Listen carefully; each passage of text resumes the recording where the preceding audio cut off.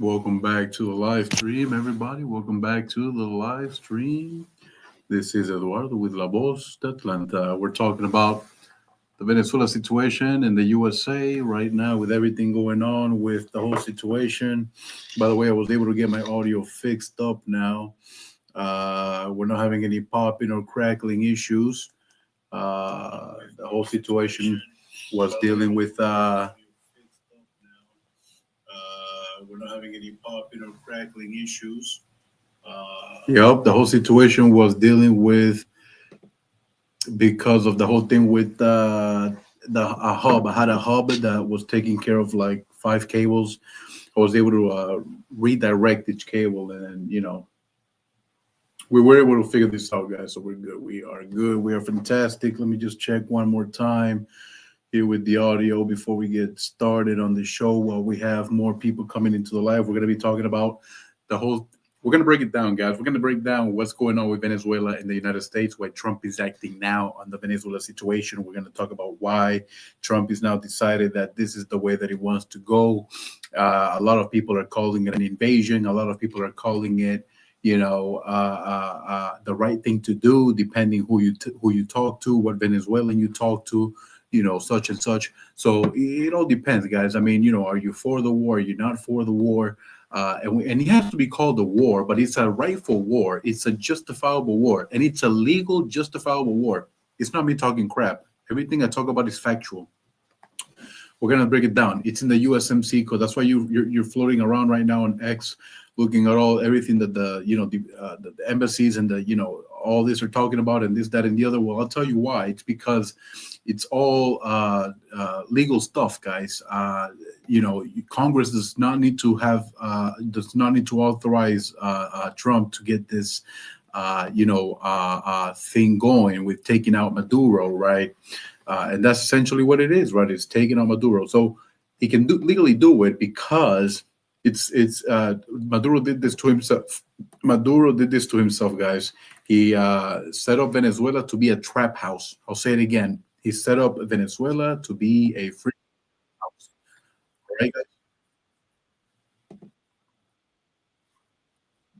He set up Venezuela to be a freaking trap house, and so he's letting all these other countries, be set up shop inside Venezuela, right? Iran, China, and Russia. He's letting them set up shop, and God knows who else. Panama, maybe, I don't know. The Brazilian favela region of the cartels. You know how they have an open air drug market in Brazil. We don't want Brazil in Venezuela. We need to get them out, right? We need to get them out. So you guys want all the Venezuelans to go back to Venezuela, here in America, fine. All the Venezuelans will go back to Venezuela once it becomes a junior United States. Until then, how are we going to, right? No, I can't speak of on all the Venezuelans. I speak on all the Venezuelans on one core mission, on one core value, and that's the right to life, to be able to breathe, live happy, and not be inundated and bombarded by a dictatorship. As far as like migration to the United States, each of us have our own reasons. I've been out here since the 90s. I don't count. My family brought me here. I was young. Whole different issue. But I'm here to speak on the Venezuelans that cannot speak of Venezuela because they're getting locked up. You know where they're getting locked up? In a place called Helicoide. Just like it sounds. It sounds horrible. And you know why? Because it is. I'll show you right now what it's looking like right here. Watch. Give me a second. Watch. Just like it sounds. It sounds horrible. And you know why? Watch this, guys. I'll show you right now what it's looking like. Right there. Boom. Oh, I did have it up. Silly me. El Helicoide. That's where Maduro is keeping all the dissident voice. That's where Maduro is keeping all the political prisoners. That's where Maduro is keeping everybody that's gone against the regime and gone against him. That's where he's keeping them. We just had a recent death right now by Alfredo Diaz. This guy right here. Watch. Alfredo Diaz was a governor of Venezuela. It's like saying DeSantis died in a political. It's like saying Ron DeSantis got locked up in like a mall of Georgia, turned into a prison, right? And then he died or something in there. That's the equivalent. Alfredo Diaz was the equivalent of that. This guy right here. He was the governor of Venezuela, of one of the states, uh, governors. Por la Mar. He was born there. Previous office of Nueva Sparta. Oh yeah, yeah. So Nueva Sparta, governor of Nueva Sparta of New Sparta, right? So he was the governor of New Sparta in Venezuela. Died. Maduro sent. He sent Maduro. This is how it is in Venezuela, but and that's why I'm here to talk about it because America needs to understand once and for all what the situation is. All right, guys.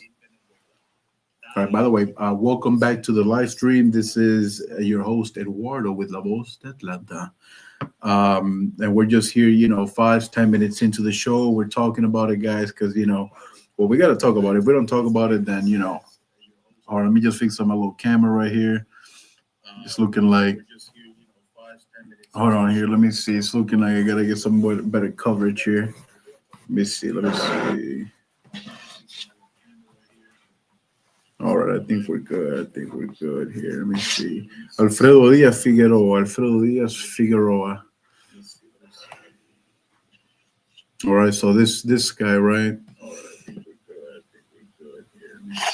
Alfredo Diaz Figueroa.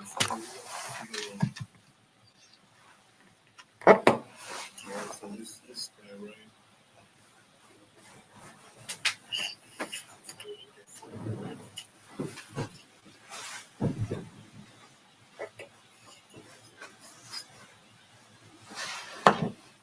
How's everybody doing? Good Monday morning, everybody. Good Monday morning.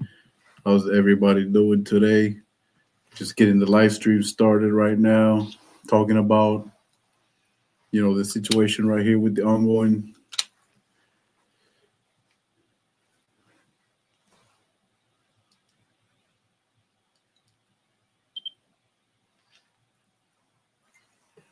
With Venezuela.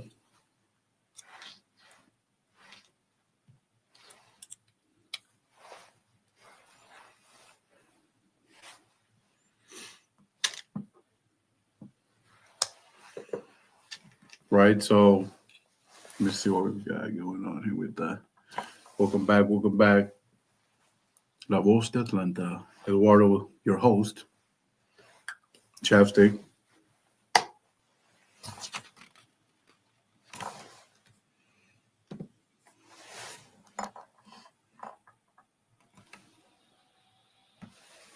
Right, perfect. Now I know why the podcasters always wear headphones. They gotta hear themselves on the other stuff. All right, guys, welcome back. Look, we're talking about Helicoide right here, right? So we're going over right now about what's going on in Venezuela. This is Operation Southern Spear, okay? And what's going on right now with Operation Southern Spear? Because it's a bad situation. And one that's been going on, frankly, for a long time now. And one that needs to be dealt with, and one that's finally being dealt with, because you know what? Finally, for once, you got Trump out there, like we're training the military out there. Honestly, all we got to do is send out about one Coast Guard, and that's about it. And then we're really going to get them out of the way now. Well, you see, the whole reason why it's happening is because it's so far bigger than just some oil, guys. Everybody on X and social media is like, oh, the oil. You know what? What you're looking at right there is called the fortress of torture. And it's what Maduro in Venezuela, the dictator, the one who took up after Chavez, is the one who uses this for political dissent voice. If me, right now, we're in Venezuela, if I were in Venezuela talking like I am right now against the regime, they'd find me through an IP address, somewhere search, I don't know, online, they do it, they'd find a way, and they'd come to my door and they'd take me and they'd put me right there because I'm speaking out against them, the regime, the authoritarian regime. It is being classified that way by the UN Human Rights Committee from back in like 2014 when they classified them as such for the things that Maduro was doing to the people. Anybody that was speaking out against Maduro was subjected to go to this place called Helicoide, the Helicoide, which is a building made up of six ways and everything, of six entrances, six stuff. It's honestly like the devil's playground, the devil's prison chamber. I'll tell you that much. Inside that place recently died one of the former governors of Venezuela, one of the states of Nueva Sparta. It's one of the Venezuelan states. Venezuela is made up of 23 states, right? This one is Nueva Sparta. And that's where one of the governors, called Alfredo Diaz Figueroa, had just passed away in, because, well, who knows? You take your pick, right? The guy was in a political prison, a political prisoner inside a Venezuelan Helicoide. We're never gonna know, but who knows, right? Could have been a hit, maybe put out there. Who knows? Who really who really knows at this point, right? Who knows, right? But we're gonna go ahead and get into it, guys. So welcome back to the live stream. My name is Eduardo with La Voz de Atlanta. Make sure you guys like, comment, and subscribe. Let's talk about Operation Southern Spear. What is Operation Southern Spear? Well, let's talk about it. I'll tell you what it is. I'll tell you what it is right now. Right? But before we talk about it, make sure you guys like, comment, and subscribe. Go to my YouTube. Check that one out. Do the whole thing. And let's go ahead and talk about it. All right. Let's see here. All right. Perfect. Operation Southern Spear. What's really happening? Let's just get the show started, guys. It'll be here on X for those of you who want to watch it later anyways. So let's continue here. So Alfredo, right? Let me see here what we've got. The Helicoide.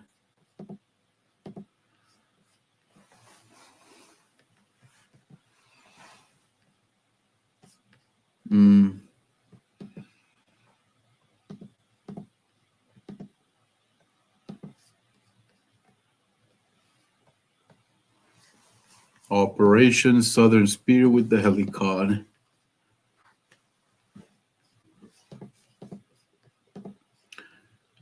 All right, so let's see what we've got going on, guys. Let's see here. I have my little thing up here. So Operation Southern Spear. Who is it, right? Operation Southern Spear. Let's just give it a minute while we have some more people coming to the live stream. Because why start the show so early? It's just been 5 minutes. How's everybody doing? It's Monday afternoon. It's cold. It's 46 degrees right now. Cloudy. It's a pretty good day today. It's a good day to talk about the Venezuelan situation because it has to be talked about.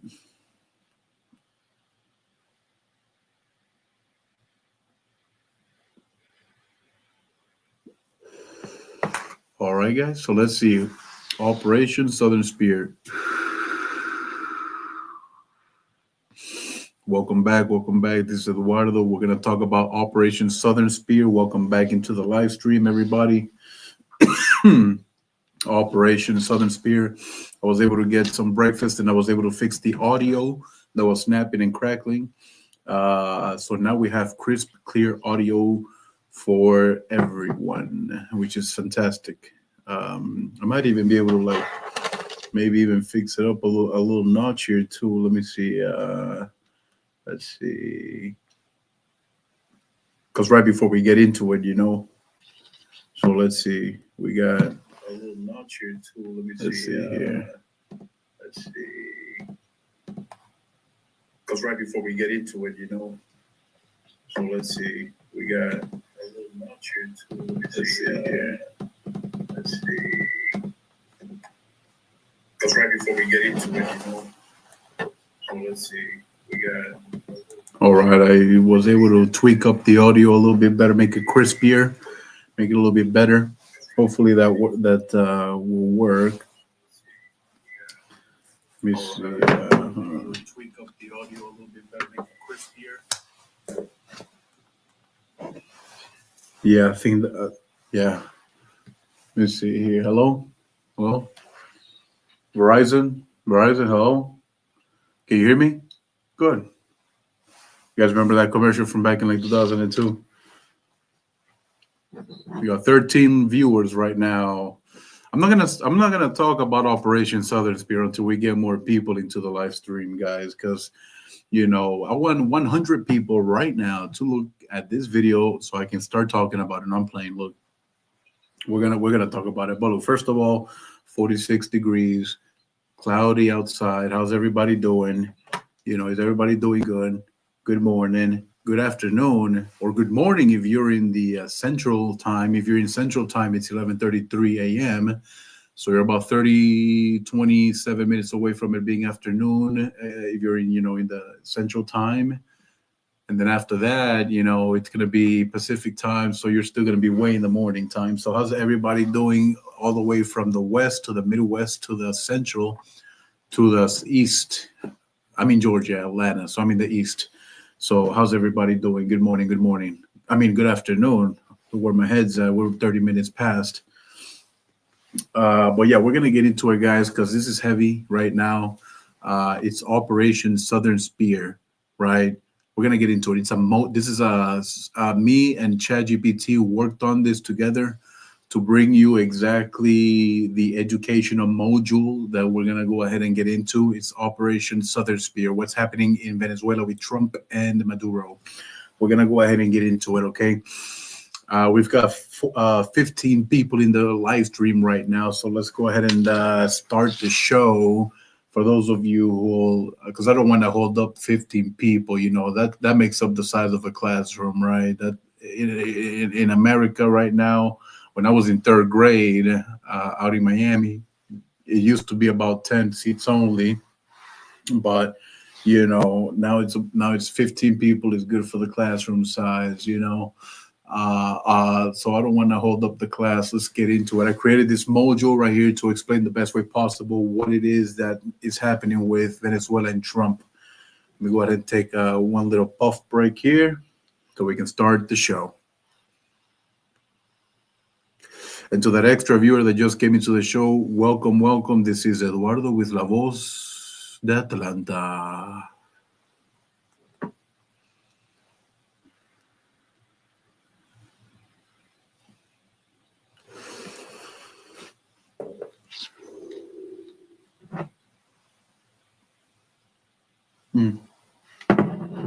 All right, guys.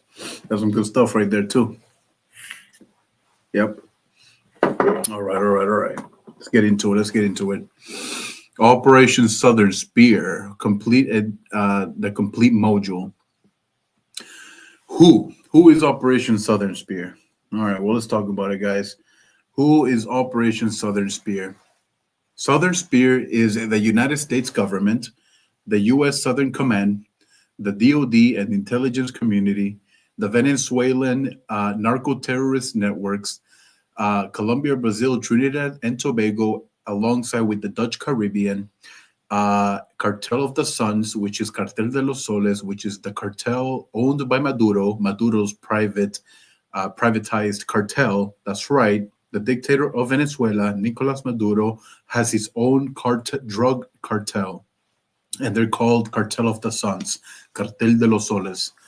FARC dissidents, ex-military Colombians that went to Venezuela and are working alongside the guerrilla with, FAMB and all that, and Hezbollah-linked cells linked to Iran, because, China, Iran, and Russia work alongside those three together in tandem to, use Venezuela as a hub. Right now, Maduro has prostituted my country, bro. And the people in there are so scared to, they've done it, bro. They've tried to go against the regime and they get locked up, they get disappeared, they get, sniped off the planet of the earth, these people are sick in the head, guys. They are, doing all this and calling it, free speech. And it's not free speech at all. It's not, they don't have any constitutional rights. If you try to make your country, Venezuela, better, they're just going to come after you guys. All right. Hold on. There's something going on there with my thing. Hold on, guys. What's going on here? Never mind. It's good. My camera is fantastic. Thought my camera there for a second was loose. It's not loose. It's fine. Let me see. All right, good. What we got? What we got?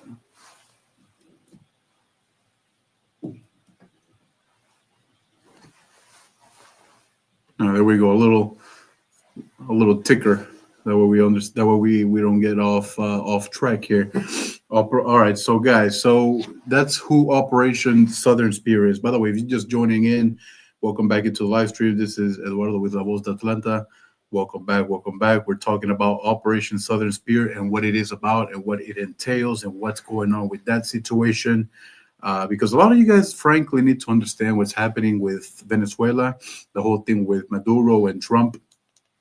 And we're going to get into it. So who is it? Operation Southern Spear involves the United States government, the U.S. Southern Command Post, the DoD and intelligence community, Venezuelan actors involved in narco-terrorism networks like, what we're going to talk about now, Colombia, Brazil, Trinidad and Tobago, and the Dutch Caribbean, non-state actors like Cartel of the Suns, which is Maduro's private army, Maduro's privatized cartel, FARC dissidents, Hezbollah-linked cells, the Maduro's regime military and intelligence apparatus, which is three: SEBIN, DGCIM, and FAMBU. The SEBIN are the people in the military who hunt down the citizens when they talk about the regime. No, it's like the same thing as Cuba, how they do it, Communism. It's no longer socialist, guys. This is what communism do. The SEBIN, they lock you up for talking against the regime. That's communism. So Venezuela is a communist state. The DGCIM, they're the ones that, they're like the army, the military outpost, and they have another, and inside of it, they have another, they focus on, they're like the military's internal affairs. They're, for the FAMB. So the DGCIM is internal affairs made up of military soldiers, expats, and narco corrupt motherfuckers who are like not good people and are actually like not doing the right thing at all. And so, they are the ones that are in charge of, internal affairs for the FAMB, which is the Fuerzas Armadas de Venezuela, which is what makes up the Army, Navy, Marine Corps, the U.S. Air Force, all that. That's the FAMB. So SEBIN, DGCIM, FAMB are the three branches of Venezuela's government, made up of corrupt military expats and military officials from different countries like Cuba, Iran, Russia, China, right? Made up of all of that. You barely have any Venezuelan soldiers who are actually inside the military in Venezuela. It's made up of Cubans, Chinese, Russians, Iranians, because Maduro doesn't trust Venezuelan people to protect him because they're gonna fucking, stage a coup and, get his ass. And so that's why, he's got majority Cuban personnel to protect them. So because Cuba's getting the oil, the gold, Cuba depends so much on electricity from Venezuela that if Venezuela were to fall, Cuba would like get shut down instantly, and then they would actually have to like install a new government or something as well, which is good for the Cuban people. They finally get freed, just because Venezuela is no longer like their their resource. So if you get Maduro out, therefore you're gonna fix not only Venezuela, but you would also fix Cuba at the same time. So if Trump is able to get Maduro, he's able to then fix Venezuela, then he's able to fix Venezuela and Cuba by proxy. Wow. All right, guys. Operation Southern Spear, welcome to the live stream. This is your host, Eduardo, with La Voz de Atlanta. Let's get into it, where we break down geopolitics, Latin America geopolitics, U.S. politics, immigration, breaking news that's related to Venezuela, and the whole thing with the Southern Hemisphere. And so that's what I'm here to cover and expose. You know why I have to cover and expose it? Because the people in Venezuela get locked up for talking about stuff like this, guys. So we're going to go ahead and talk about it, all right, and expose it. Operation Southern Spear, right? This is the complete mojo right here, right? who it is. Operation Southern Spear, who it is. The United States government, alongside the U.S. Southern Command Post, as alongside the DoD, the Department of Defense, and intelligence community like the CIA, Venezuelan state actors involved in narco-terrorism networks. Regional partners include Colombia, Brazil, Trinidad and Tobago, and the Dutch Caribbean. Non-state actors include Cartel of the Suns, which is Maduro's personal and privatized drug cartel, FARC dissidents, ex-military Colombians who joined Venezuelan guerrilla armies, and Hezbollah-linked sleeper cells like the Iranians, for like special missions. And the Maduro's regime and military and intelligence apparatus, the SEBIN, which is what he uses for, which is the SEBIN is like the foot soldiers who hunt down citizens when they talk bad about the regime or share memes that talk about bad about Maduro. They end up in this little place called Helicoide. Right there, guys. Look, el helicoide. Boom, right there. You guys see that? Boom, el helicoide. So that's where they end up. I would have ended up right there too, guys, if it wasn't for the fact that I was in America, and I'm grateful to be here. And the best thing I can ever do as a Venezuelan immigrant in America is to talk about this stuff as I don't care about anything else other than, like, the free speech is like invaluable. It's like I wish more people here in America would know how valuable it is, because Venezuelans don't have the right to speak right now. They are being put in places like these called the Helicoide. Right now, we just had our governor of Venezuela, one of our great governors of Venezuela, who stood for free speech and the freedoms and human rights of our Venezuelan people, called Alfredo Figueroa. And this guy, Maduro, just, he just got, look at him. Man, this guy was trying to free up the people, bro. And they got his ass. They got his ass. Look at him.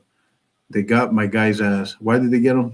They got him because Maduro couldn't afford to have dissident. Look at that. Alfredo Diaz from Santo de por la Mar died. He was the governor of Nueva Esparta, one of the 23 states of Venezuela. And Maduro got his ass. He got his ass because he couldn't stand the fact that this guy stood up for free speech, stood for human rights, stood for Venezuelan rights, stood for a free economy, a free and fair elections.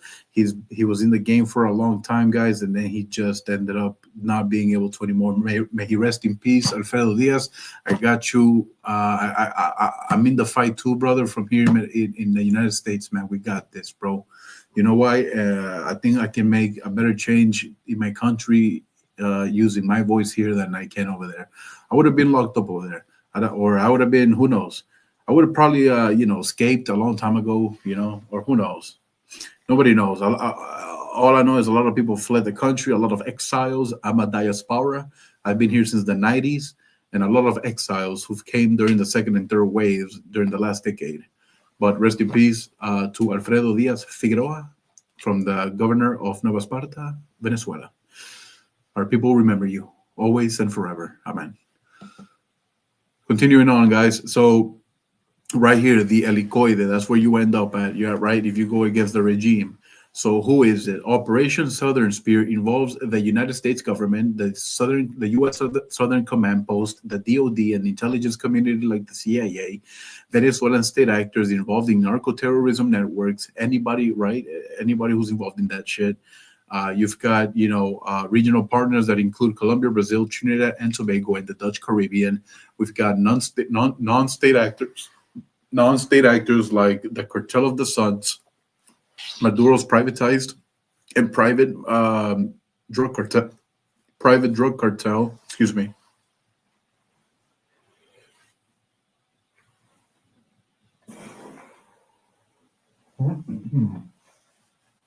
All right.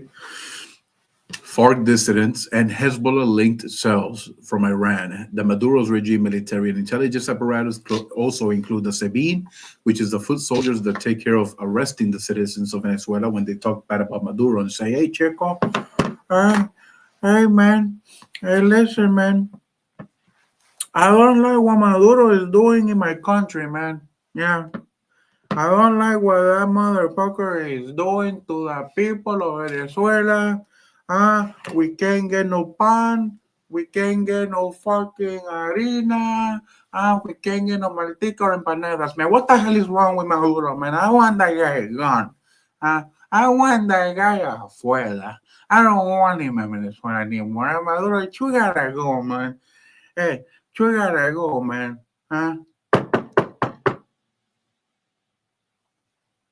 ¿Quién está ahí?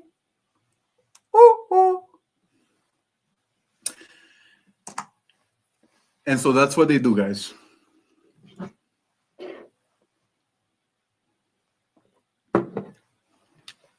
And so that's what they do, guys.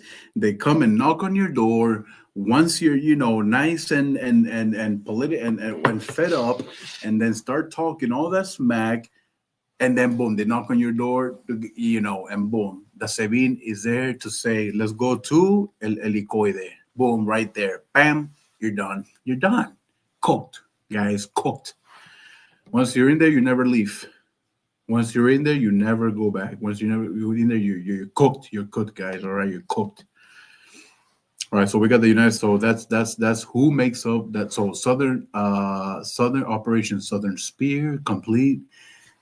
The Operation Southern Spear, right, guys? So who? Boom, right there. There you go. Okay, boom. That's it.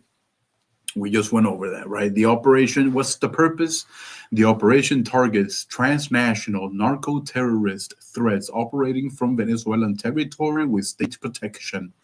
That's right. Boom. You heard it here first in La Voz Atlanta. Now, what is Operation Southern Spear? Because everybody on social media and X, oh, it's this, oh, it's that, oh, it's it's a bunch of it's Trump bad, his invasion, and this and that, and then you got the other side going like, yeah, it's good, man, bomb the fuck out the citizens of Venezuela, even if it means freeing nobody, like both sides are obviously wrong in their own, and then they're right in their own perspectives. But that's what we're here to break it down, guys.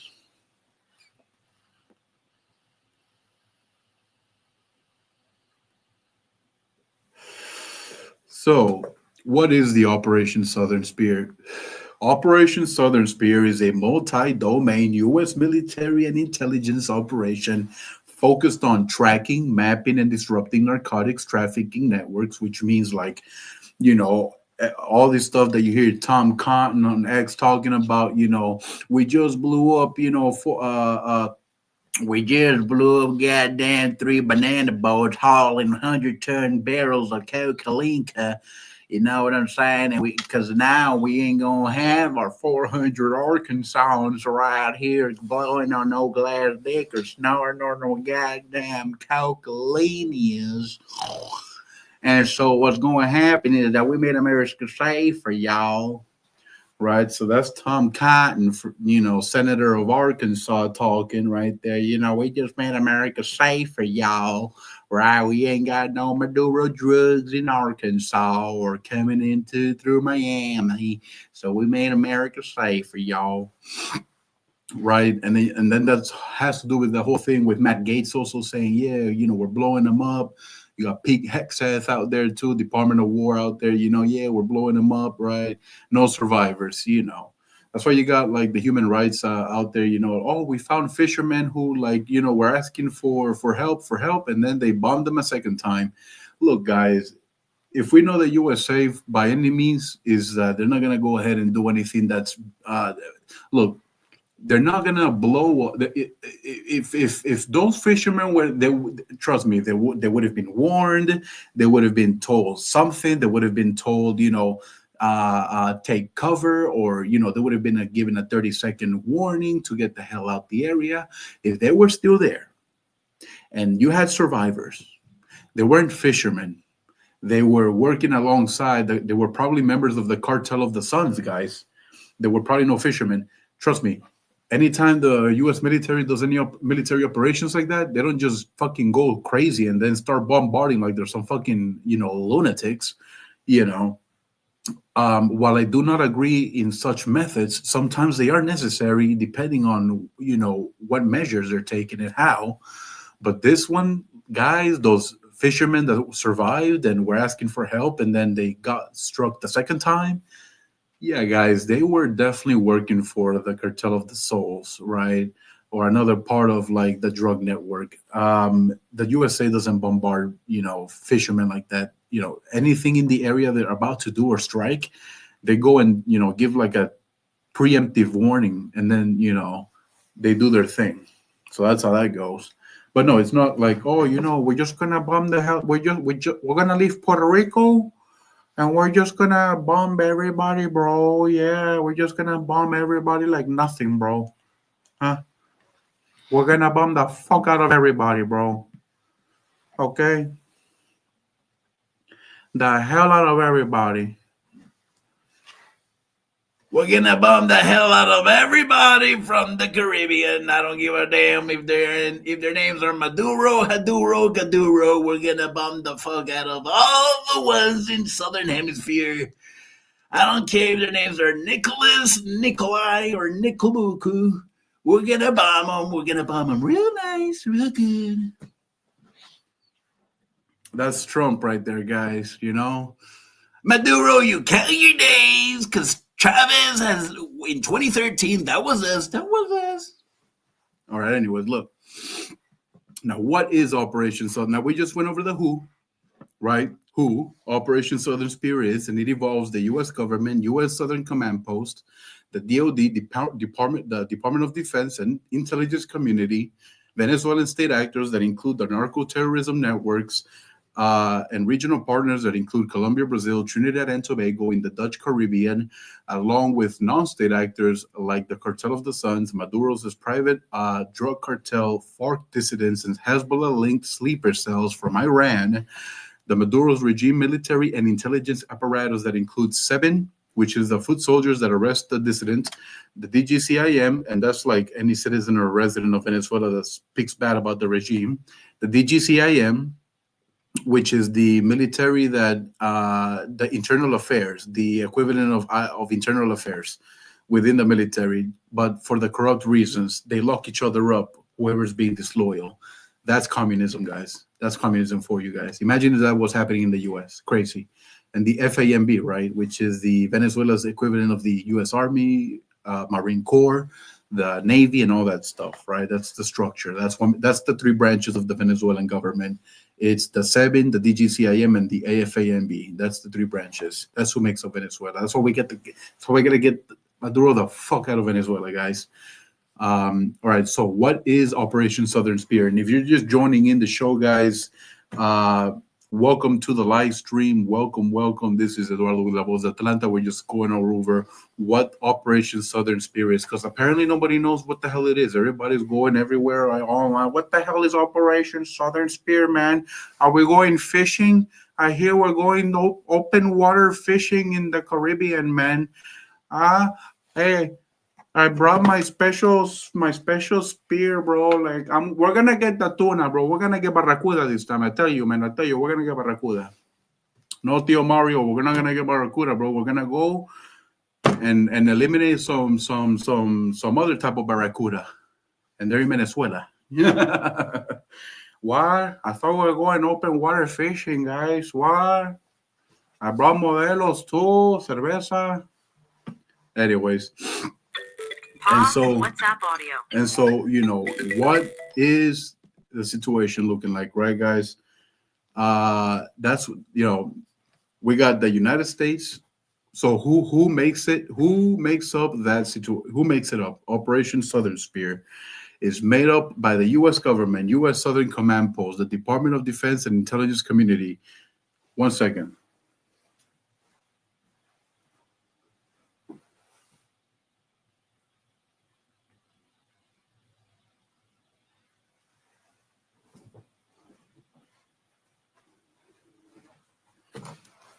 Operation Southern Spear is made up of the U.S. government, U.S. Southern Command Post, DOD, Department of Defense and Intelligence Community, Venezuelan state actors that involve narco-terrorism networks, regional partners that include Colombia, Brazil, Trinidad and Tobago, and the Dutch Caribbean, Non-state actors, Cartel of the Suns, Maduro's privatized military army, FARC dissidents, Hezbollah-linked Iranian cells, and the Maduro's regime's military intelligence apparatus, 7 DGCIM and FAMB, which is Fuerzas Armadas Nacional Bolivariana, the National Bolivarian Armies, Armed Forces of the Bolivarian Republic of Venezuela, which is the Shampoo 10-1 Army. You got all your fucking, Army, National Guard, Coast Guard, U.S. Air Force, all in one. It's called the Fuerzas Armadas National Bolivarian, the Venezuelan army, right?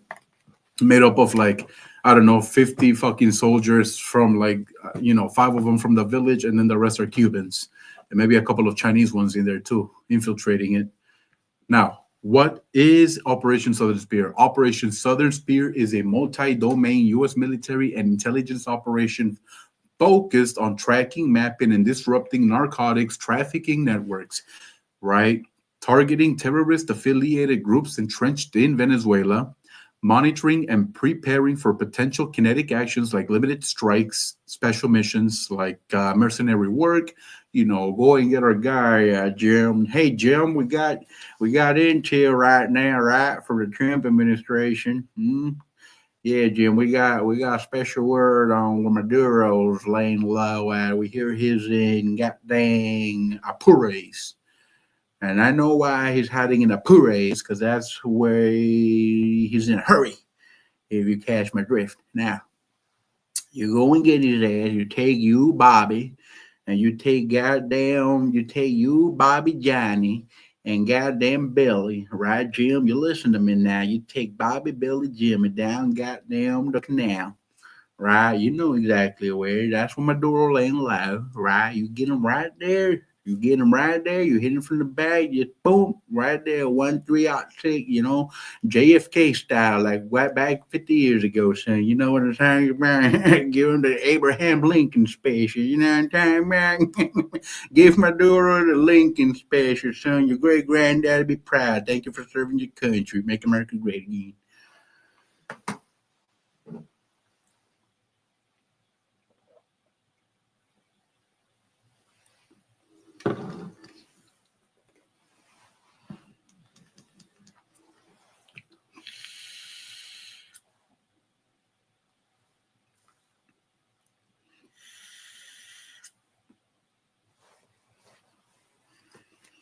Let's continue, guys. Let's continue. So what is Operation Southern Spear? A multi-domain U.S. military intelligence operation focused on tracking, mapping, and disrupting narco trafficking networks, targeting terrorist-affiliated groups entrenched in Venezuela, which include anything like military soldiers, diplomats, government elite officials that might have been in the Maduro administration, monitoring and preparing for potential kinetic actions like limited strikes and special missions, strengthening regional surveillance through maritime, aerial, and space-based assets, applying maximum strategic pressure to destabilize criminal state alliances.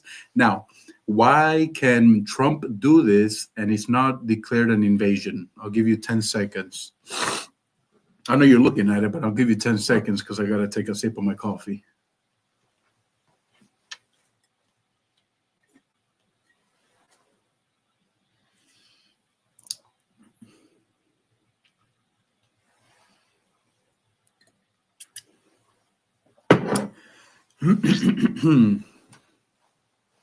Trump can invade Venezuela, not invade. Trump can go into Venezuela with our American soldiers against the Venezuelan soldiers, and it's not an invasion because it's illegal, and that's the thing. See, I have more than 10 years immigration and personal injury law, and so when something is legal, you don't have to get permission from Congress here, right?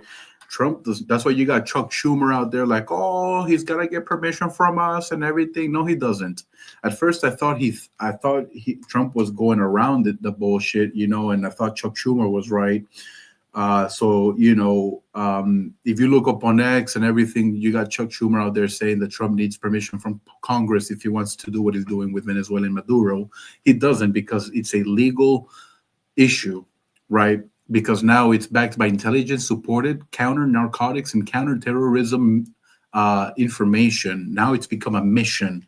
and it allows the U.S. to justify operations under the existing statutes that we have already that are governed by the U.S.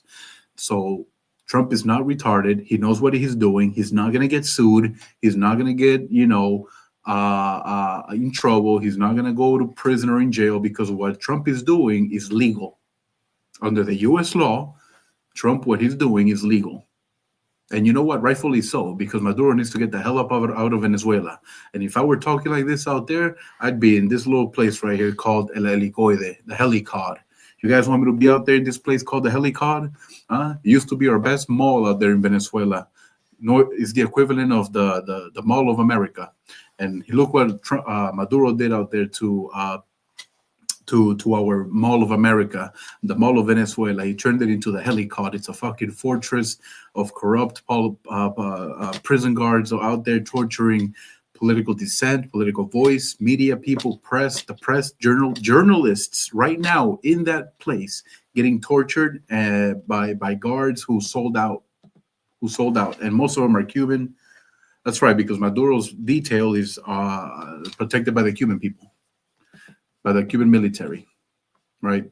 So Trump, what he's doing is not an invasion. It's a legal intelligence supported counter-narcotics and counterterrorism mission that allows the U.S. to justify operations under the existing statutes. Now, why is this happening? Key drivers. Now, these are the key drivers of why it's happening. Number one, narco-terrorism designation. The U.S. uses the narco-terrorism classification to justify limited kinetic action without formally declaring a war. That's why we're being stationed. That's why we're having American soldiers right now stationed in Puerto Rico, so they can go and then, do the thing and, have them, prepare for it going in, because it's going to happen, guys. Like, it's not that it's whether it's not going to happen or going to happen. No, it's going to happen. It's happening. You guys start preparing for, what's going to happen, because it's happening, guys. All right, it's happening. Trump's going to go in Venezuela. He's going to remove Maduro physically, by the hard way or the bad way. It doesn't matter. Now, obviously, we got to talk about after, and we're going to get into it, after what's going to happen, because you guys are like, oh, well, now it's going to cause a civil war within the Venezuelan people. You're not going to have Maduro as the leader. So what's going to happen? They're going to have an infight, and then you're going to have a fucking desolate wasteland space, and then, this, that, and the other. So, first of all, no, it's not going to happen like that. Venezuela is too important for all that to happen over one guy named Maduro. It's not Gaddafi, this ain't Libya, this ain't none of that, right? This is Venezuela, our, Southern Hemispheric, geographical, brothers and sisters down there, right? But also, it's Venezuela, guys, resources, the U.S. has interest in it, just like China, Iran, and Russia have. But too bad for them, right? They're not gonna get anywhere with anything. They're not gonna get anywhere with anything, guys, because they're cooked. The guys are cooked. They're not gonna, screw them, right? They're done for. They're getting kicked out. Iran to Tehran, they're out, right?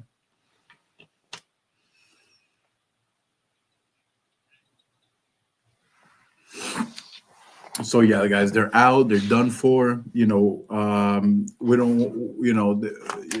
They're cooked. They're cooked. They're cooked. That's all I can say. All right, so continuing on, let's go ahead and get this on the go. So why is this happening? The Operation Spear, right? Operation Spearhead. What the hell was it called again? Operation Spearsums. Hold on, let me refresh this. Operation Spearhead. Operation Sea Lion. Operation Babalawas. No, hold on, let me see. Operation Southern Spear. Okay, guys, Operation Southern Spear. Why is this happening? Because of narco-terrorist, of the narco-terrorism, national security, hemisphere stability, strategic competition. Russia, China, and Iran have deepened military, intelligence, and financial ties in Venezuela. Operation Southern Spear is partly a response to great power encroachment in the Western Hemisphere. That's what I've been talking about. See, you guys are only now starting to realize it, but it's been already known for a long time that this is happening because we can have Venezuela as Middle Easterns, as the Middle East, as Russia's, China, and Iran's satellite hub of terrorists and trap house encroachment in the West. Like they thought that they were so smart, and this whole time, like, wow. So narco terrorism, national security, hemisphere stability, and strategic competition. Now, Operation Southern Spear, where is it happening? It's happening primarily in the Venezuelan coastal zones used for drug shipment routes, in Apure, Zulia, which is where I was born, Amazonas, hubs of guerrilla and terror activity. So those are the hubs of guerrilla and terror activity. And I swear, if I would have been over there, bro, I would have just shut, man. I'm telling you, I ain't even gonna say nothing because this is on YouTube, bro. But I would have just, you know what I'm saying, right there to those narco terrorists, bro. If I would have been over there, bro. You know what I'm saying? Send my ass over there, Trump. I got them myself, bro. I know the layout, bro. I know the layout. I remember from when I was young. And so, anyways, look, Apure, Zulia, and Amazonas, right? Hubs of guerrilla and terror activity. The Venezuelan Colombian border. Oh, that's a problem. That's always being known. That's where you got the collectives, right? The colectivos collecting money, right? Like like they're looking like bums out there, fucking with baskets and shit. Change. Anybody got change? Monedas, man. It's for the Maduro regime, bro. I swear, man. The highway bum tax collectors. That's what they're called, the highway bum tax collectors. Anyways, you've got Caribbean maritime checkpoints, Aruba, Curacao, and Bonaire, which are Dutch territories crucial for radar and air operations and the U.S. naval and air assets positioned in the Caribbean Sea. Now, Operation Southern Spear, when is it happening? It's happening right now, guys. Intelligence confirmed increased narco terrorists coordination inside Venezuela. You've got Maduro out here asking for 100 military amnesty officials, officials for amnesty, and $200 in exchange for peace. Maduro's basically on his knees like a bitch, begging Trump, please, man. I'm sorry, Mr. Trump, please. I didn't mean to do this, man. Look, it was just all fun and laughs. I didn't mean to do it, man. I'm sorry. I was just a boy once in Caracas driving the buses, picking up the city people, taking them to work, You come from the life, man. I didn't mean to do this, Mr. Trump, please, man. I just sold a couple of cocaine, man, to the Africans and the Europeans and a little bit to Miami, bro. But you acting like I was selling it to Tom Colton out there in Arkansas, bro. They're doing meth. They're from China, bro. They're blowing glass stick, not cocaine. Those people don't do cocaine, bro. I was sending it to Miami, Trump, please. I don't want to go where their Chapo's at, man, please. I don't want to, man, please. Look, palabra, bro, palabra. I'm gonna be a good man, bro. I promise. I promise. But it's too late, Maduro. You're out. You're out, Maduro. You're out because you already done fucked up, sonny. And you know what? We gonna get that culo, son. That's right. Uh, Ain't no amnesty for no 100 soldiers, homie. Ain't no amnesty for that. We ain't gonna give you no $200 million either. The U.S. doesn't negotiate with narco terrorists. Now, Corina Machado's internal legitimacy has strengthened, and the U.S. diplomatic pathways have collapsed. I can't renew my fucking passport from Venezuela because the consulates are all closed, guys. I talked about it on an earlier post from last week, Saime, which is where you log in to get and renew your Venezuelan passport. You can't.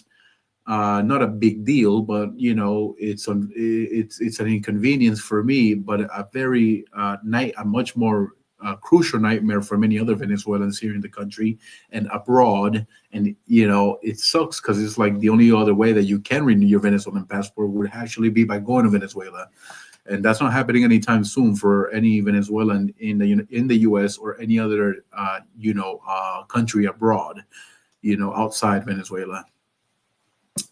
So this is all happening now. Now, Operation Southern Spear, how is it happening? It's happening with these tactics and methods. Operational methods include surveillance with MQ-9 Reapers and P-8 Poseidon aircraft, satellite monitoring, and naval interdiction missions, which is what's happening now. You've got intelligence coordination. You've got the CIA, the DIA, the NSA, and Southcom fusion centers coordinating with one another, coordination with Colombian and Brazilian intelligence units. And you've got human intelligence from defectors, spilling the beans, snitching, telling it how it is, laying the blueprints out to the CIA and all these other agencies, right?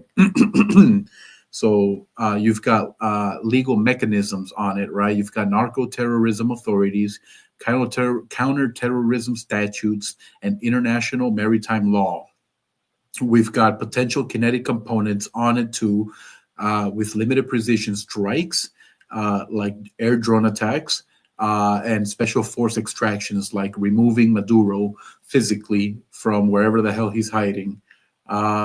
We've got non-kinetic tools like sanctions, blockade, light restrictions, and economic intelligence warfare. But that's out of the picture already, because that's already, proven not to work with this Maduro regime.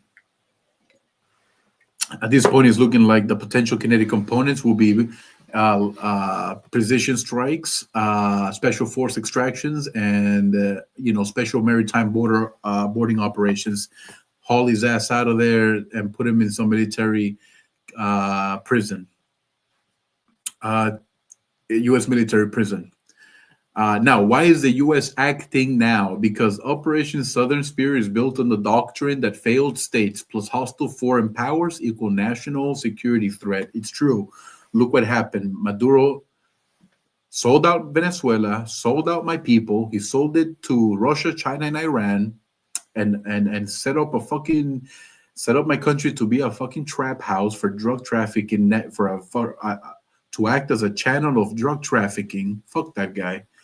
I don't care if they get him, dead or alive. And then and plus hostile foreign powers like Russia, China, and Iran equals a national security threat, especially right here in our southern hemisphere, guys. Venezuela is literally like 100 miles away from Miami, right? Venezuela is at the southernmost tipping point of the South American continent, and Miami is the southernmost tipping point of the United States southeastern state point. So what I'm saying is Venezuela, Miami, right there, about 100 miles from each other. So if you live in fucking Wisconsin or Utah and you didn't know that shit, now you know. So, and that could spark a fucking entire scenario that nobody wants to be in. War. Full on blown scale. So it's better to just remove Maduro the way we're doing it now, right? The way Trump is doing it, which is the smart way. So why is the U.S. acting now? Because of that. Venezuela currently presents the following threats to the American way of life. It acts as a drug super corridor, which are the channels and routes that drugs are transported. So, that's what Pete Hegseth is targeting and destroying, and why everybody on X is going all up on arms and saying, oh my God, you're killing innocent fishermen. USA does not go around striking innocent fishermen in the Caribbean. And if they needed to take out a target and fishermen were around, they'd give a preemptive warning before they did a strike. The US isn't stupid. They've got far more intelligence than anyone, All right, next. Because Venezuela currently presents threats to our hemisphere, our Western Hemisphere, by providing other motherfuckers with drug super corridors, foreign military footprint, Russia, China, Iran, terrorist safe havens for the Iranian Tehran military, Hezbollah-linked sleeper cells, which then go into and pour into the United States, which is what happened under Biden, which is why Trump is now getting rid of I think it's more than 2.2 illegal undocumented migrants and undocumented migrants who have committed criminal activities. And I will continue to say that word because we can't lump them all in together. There's tons of migrant families who come to the United States legally. Um, and some are undocumented, some don't have papers. And then we'll get into it in a whole nother live stream, but not right now. Anyways, my point is this. So the Venezuela acts as a super drug corridor for other drug people and countries, for military footprint from Russia, China, and Iran, terrorist safe havens, right, for countries that like to deal with drugs, things like that, right? Um, and it's a collapsed governance. Maduro cannot govern anymore. The guy is cooked. He's already done. He's not gonna govern anymore. He's already out. He's already out the picture, guys. You know, at this point, like he's already cooked. He's done. He's done. He's cooked. Right. So we're not gonna go ahead and deal with that guy anymore. Now the U.S. sees this as a pre-crisis moment, meaning intervention now prevents a larger conflict later. You take care of the problem now, you don't have to deal with a bigger problem later. You did take care of the problem now, you ain't got to deal with the problem much later when it becomes a bigger problem. So if we get rid of this damn fortress of Chinese, Iranian, and Chinese, Iranian, I mean, this thing looks like a freaking joke, guys. This stuff looks like what children build, you know, in their bedrooms, like a little fortress made up of with their blankets. This is like the adult narco-terrorist dictatorship Southern Hemispheric version of it. Yeah. Insane. So, you know, that's why we're acting now. The legal argument, the U.S. is not invading Venezuela. It is executing a lawful counterterrorism operation. I'll repeat again. Donald Trump, the U.S., they're not invading Venezuela. They are executing a lawful counterterrorism operation legally, right? Which means that because of that, they can legally then strike drug kingpins using whatever method, like drones, you know, missiles, whatever it is, you know, rocket launchers, terrorist collaborators, and foreign agents aiding cartels without congressional declaration of war. They don't need Chuck Schumer to sign off on no paper to do all that. Trump is going to do it based on all the information that the president, with evidence, and this is the evidence, and it's ongoing evidence that have been racking up for years and years. Now, the regional chessboard. The Caribbean has turned into a military chessboard. U.S. naval assets they're positioning right now in Puerto Rico. Dutch Caribbean radar integration. Colombian cooperation from like Gustavo Petro. He's out there now like, okay, fine, Trump, you win, man. What do you want, guy? Brazilian alignments. You know, you got Lula da Silva out there like, okay, man, what information you need, man? We got you. So this isolates Venezuela's coastline and limits Russian or Iranian reinforcement capability. And not only that, but Putin already came out and said, like, in other words, bro, we'll let you have the guns and we can sell you guns on cash, but we're not gonna send Russian men out there to intervene. Then it's gonna end up pouring over to Russia, and then we're gonna have to deal with Russia later or immediately. So Russia doesn't want any part of that. So they're like, over Maduro, get the fuck out of here. So why Russia, China, and Iran can't stop it? Because logistically, there's a disadvantage, guys. They can't deploy forces across the Caribbean without triggering a war. They'd have to go. China would have to go over other countries. They'd have to go through California. Russia would have to also go through California because they're all connected in like the same continental region. Really, there's no way to get to like Venezuela and Miami and Puerto Rico and the Caribbean unless they go through. They would have to go through what? Like, let's go ahead and take a look at the map right now. We're already here. We might as well. Here, hold on. Let me see something. Moscow. Let's start off with Moscow.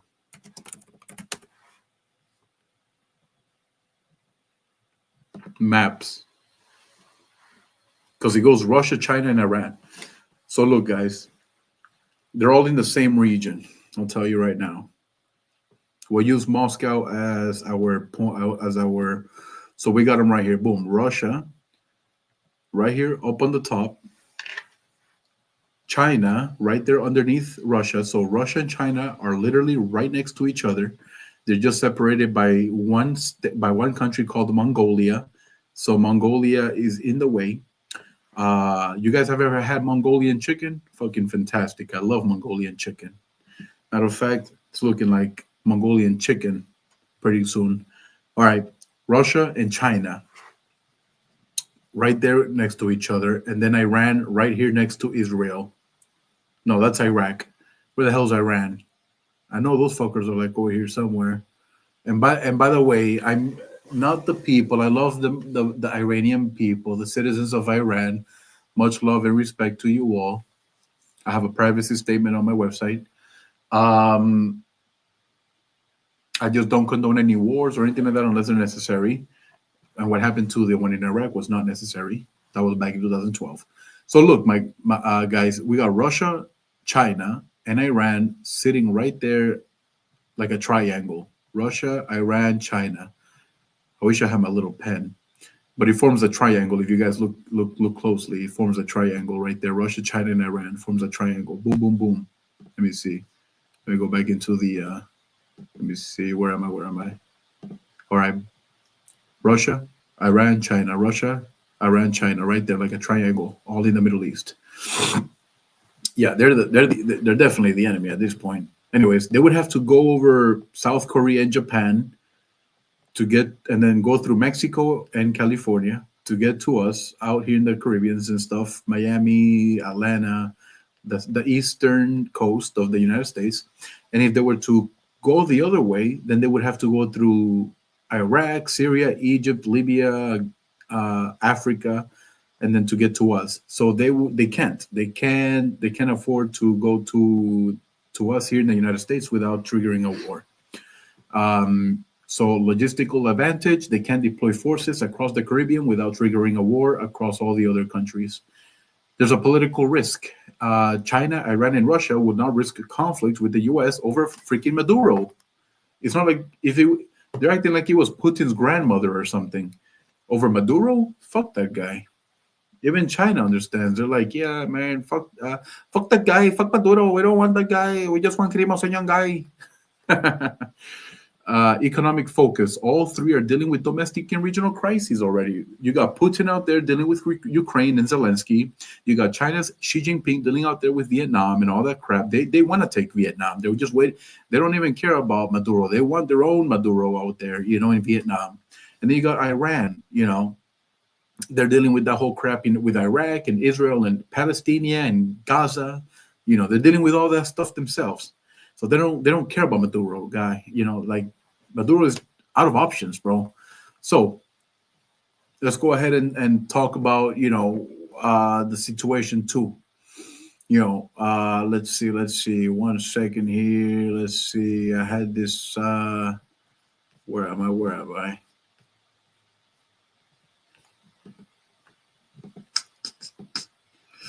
Let's see here. 1 second. Mm-hmm. That was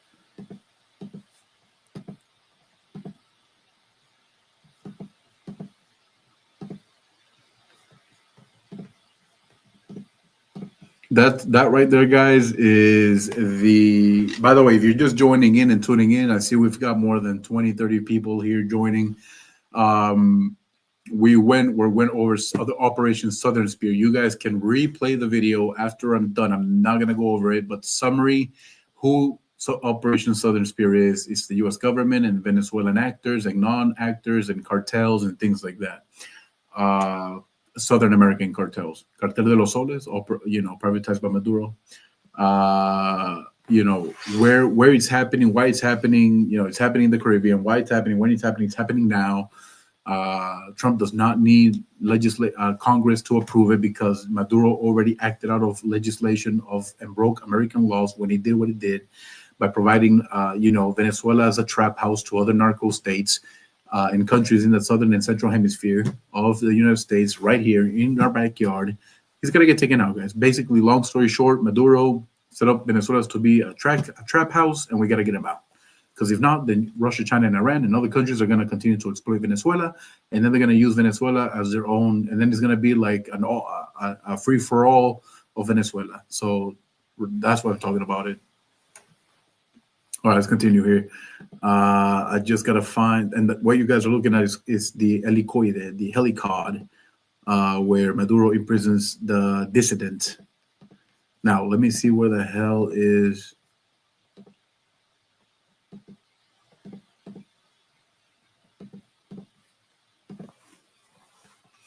the Helicod.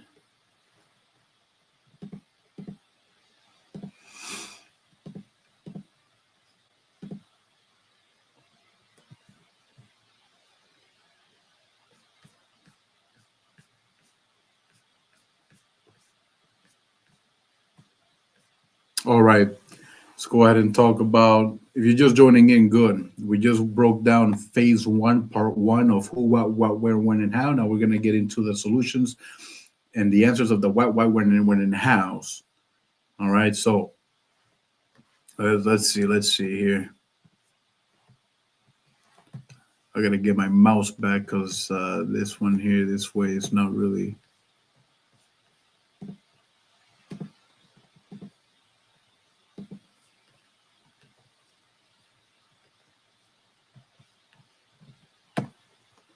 So, welcome back to the live stream, everybody. If you're just tuning in, it's been about an hour into the show, and we talked about the what, why, where, when, and how of the Trump Maduro situation unfolding right now in the Caribbean with Operation Southern Spear. 1 hour and 10 minutes in. Let's continue. This is part two, phase two of the breakdown of Operation Southern Spear, the what, why, where, when, and how, solutions, answers, Q&As. Let's continue. All right. Welcome back, La Voz de Atlanta. This is your host, Eduardo. And after this one, I'm logging off, guys, so that I can, and then you guys can watch the recorded version on the X and then on YouTube. All information will be on the link down below. So I can go and eat some food because I'm hungry.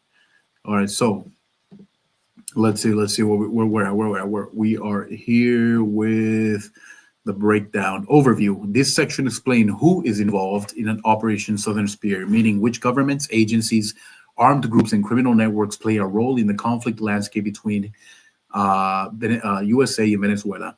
1. Who are the primary actors? A. Starting off with the United States government, the U.S. is the principal actor coordinating and executing Operation Southern Spear.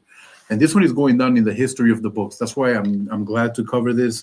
Just like you have Operation Mockingbird, Operation Bluebeam, Operation, Operation Epstein, and all that stuff. I'm glad that I'm actually able to cover one of these historic U.S. And this is actually a good thing. This isn't a bad thing at all. All in life, you always got to have good and bad, right, guys? Balance. I mean, this is a good thing. It's a good thing for me. It's a good thing for the country of Venezuela and the USA. It's a good thing globally. It's a good thing for everybody.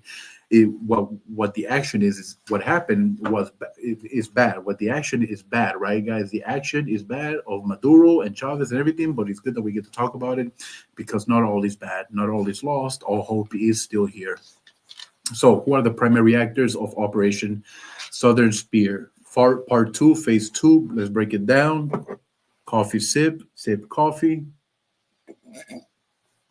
Because I've been yapping for an hour and 10 nonstop. I feel like an athletic sportsman right now, when they go into the, aquí viene Madrid, aquí viene con farsa, Barça, y le meten el golazo.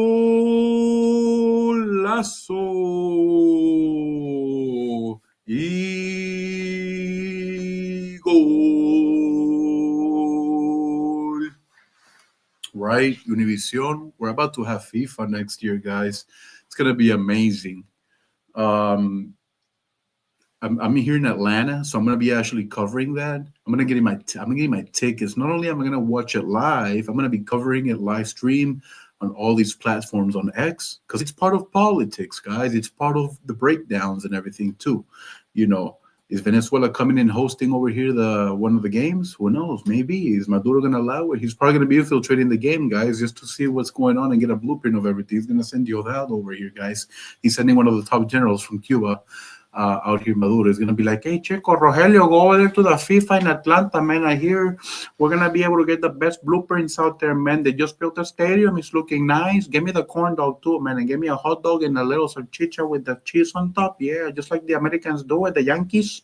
Man, fuck the Yankees, man. But you know what? They have the best hot dogs, the best chili dogs, man. The little chili on top that they put, man, with some soda, with a little bit of ice cream that goes in it, man. I love it, man. Hey, I talk so much shit about Trump, man, but I love him too at the same time. I know I'm freaking crazy. Don't let him know, man. I'm freaking insane. I know.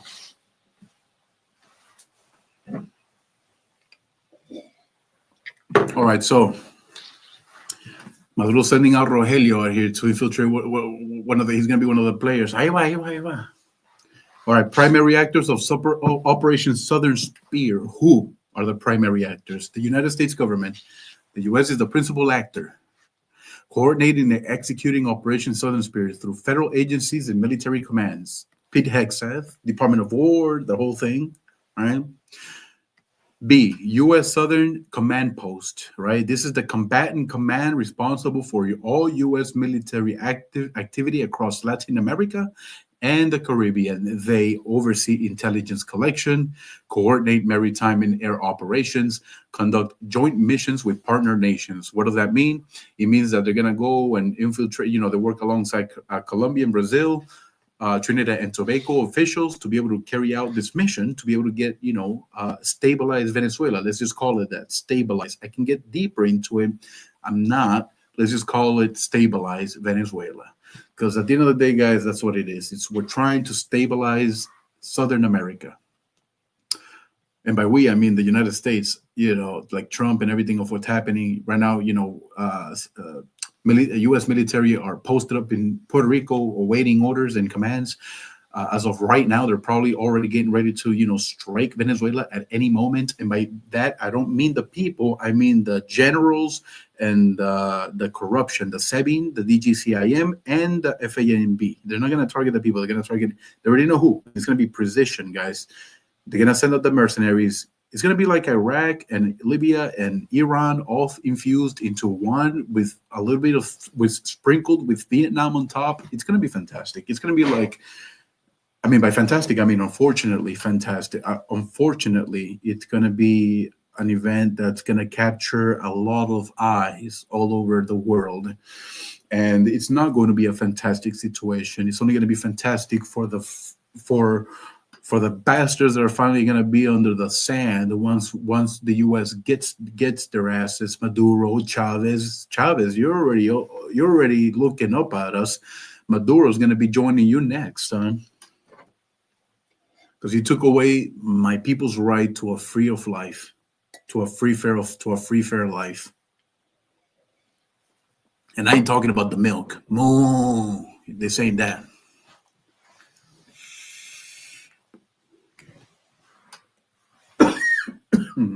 Now, the U.S. So who is involved in the Southern Operation Southern Spear? The primary actors is the U.S. government acting as the principal actor, coordinating and executing. Then you got the U.S. Southern Command. This is the combatant command post who oversees the intelligence and all of the stuff in the ocean and the maritime air operations, right? The boats and the airplanes going in and out of Venezuela and all other, areas of Venezuela who we don't know about. Could be Colombia, Guyana, Ecuador, Peru. Conducting joint missions with partner nations like Peru, Ecuador, Guyana, Panama, Mexico, even because they got the Yucatan Peninsula right then and there, so they're definitely working alongside Mexico. And then the U.S. Department of Defense and Intelligence Community, which includes agencies like the DIA, the Defense Intelligence Agency, the CIA, the Central Intelligence Agency, and the NSA, the National Security Agency, right? Now, their role is to map, track, and disrupt the networks operating inside Venezuela and across the region. Now, Venezuelan state actors, that's who is next involved. So, who is involved in Operation Southern Spear? Guys, before I get into it, if you're joining this live stream on X and YouTube and live Instagram Live, because I'm right now live streaming and hosting on all three platforms, X, YouTube, and live on Instagram Live. Welcome to the show. This is your host, Eduardo, with La Voz de Atlanta. We're talking about Operation Southern Spear, what it is, what's happening right now in Venezuela and USA, Maduro with Trump and everything going on. To break it down, this is part two, phase one of the module that later on you can watch the whole entire thing. But pretty much it's almost similar to what I'm talking about, but breaking it down more deeply. Right now, this is the deep dive. So maybe you actually did catch the show at the right time. This is the deep dive, guys. This is the deep dive. All right. So this is who is involved in Operation Southern Spear. Right now, this section right here covers the who, what, where, when, and how of the whole Operation Southern Spear operation of what's happening right now live. This very moment, right, guys? So the United States government is the primary actor of Operation Southern Spear, meaning that the U.S. is the principal actor coordinating and executing the operation, right, through federal agencies and military commands, and the U.S. Southern Command Post, which is the combatant command responsible for all U.S. military actively across Latin America and the Caribbean. This is what's called Latin American geopolitics. That's why I love covering geopol, specifically just Latin American geopol, because it has to do with my own history and my own life story. But that's another story. That's going to be for another live stream, guys. Welcome back to the live stream. This is Eduardo with La Voz de Atlanta. We're covering right now phase two, part two of my module that I've created to cover everything about what's happening with the situation in Venezuela. And here it is right now. All right, so who is involved in Operation Southern Spear? Sip of the coffee, sip off the coffee. And what the hell happened? Okay, coffee sip. And the primary actors is the U.S. government and the U.S. Southern Command Post. And the DOD, the Department of Defense, and the intelligence community, which include the Department of Intelligence Agency and the Central Intelligence Agency, along with the National Security Agency. It takes all of this, guys, to be able to take down a nation. I mean, and then you got Maduro over there really thinking that he's gonna go against the FBI, CIA, NSA.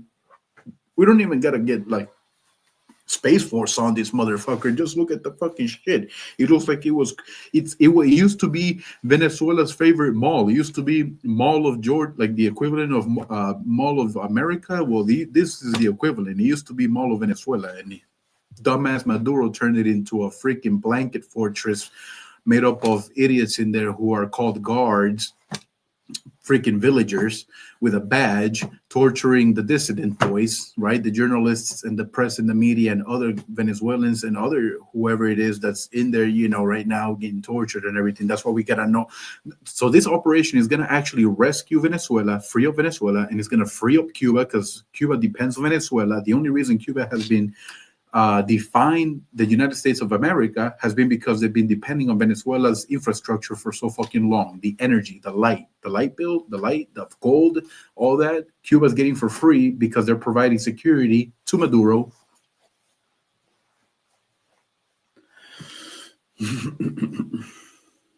So by freeing up Venezuelan people and taking out Maduro, the Cuban people will also be liberated because then Cuba will have to go back to depending from the USA.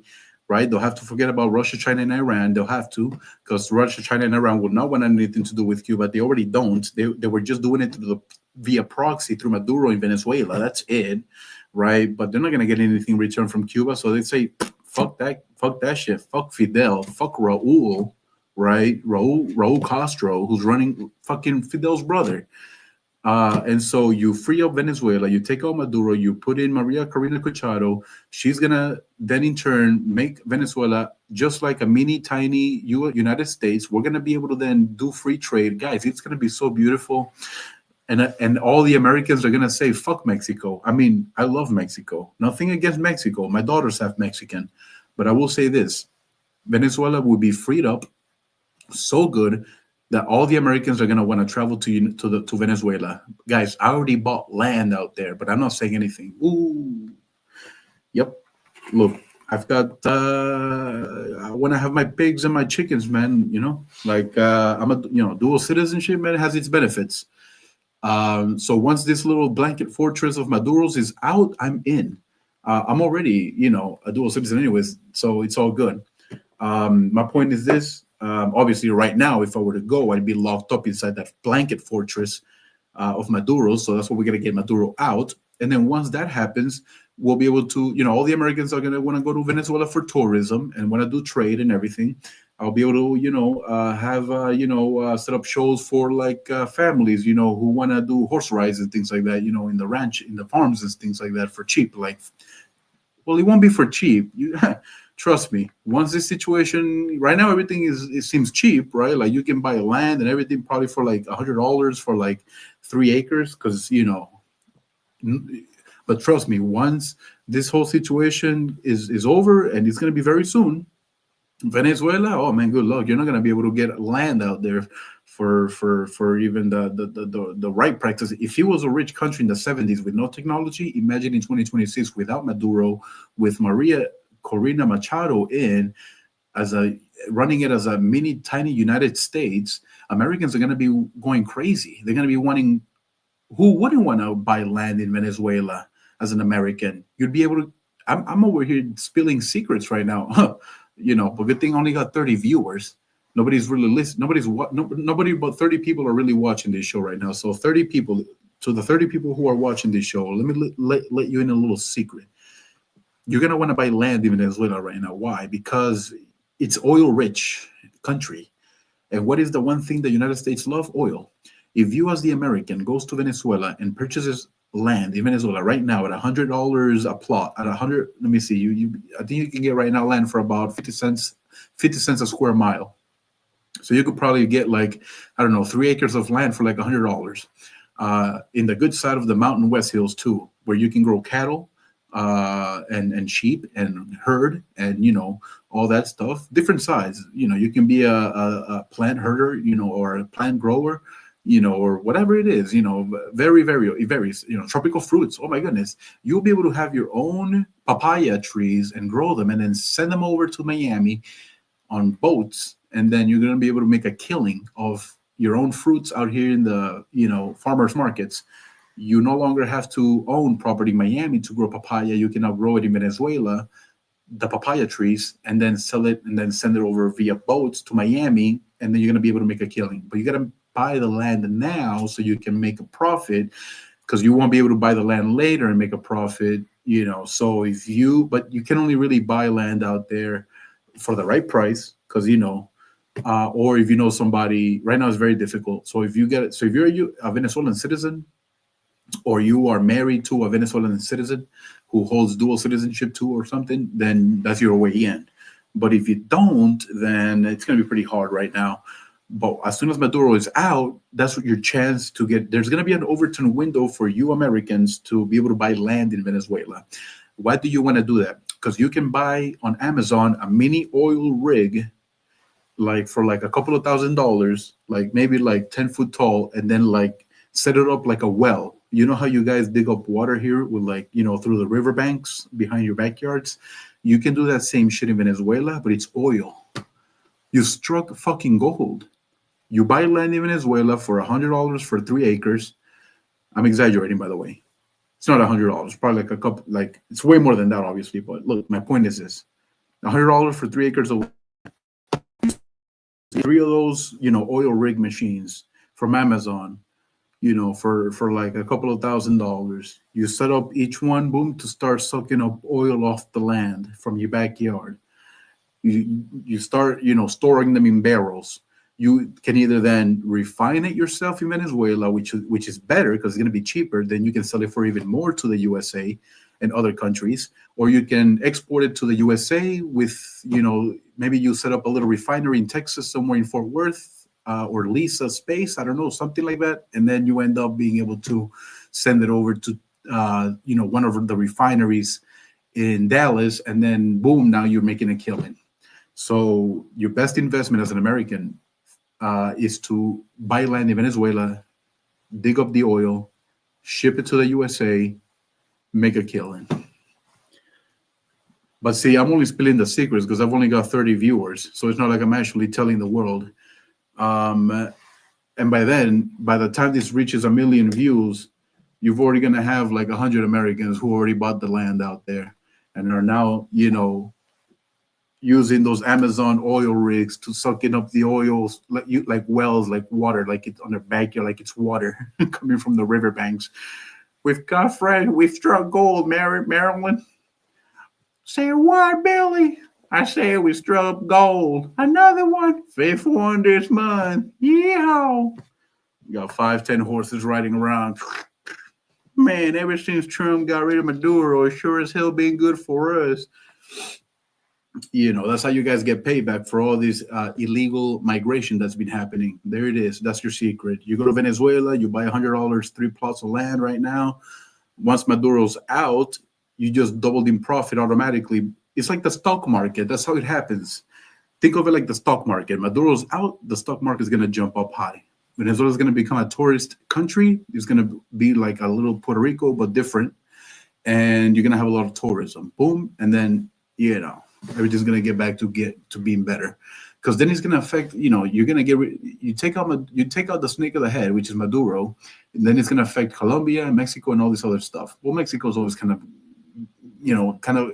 they're doing, the DEA is already working on that one, but, on that note, separately.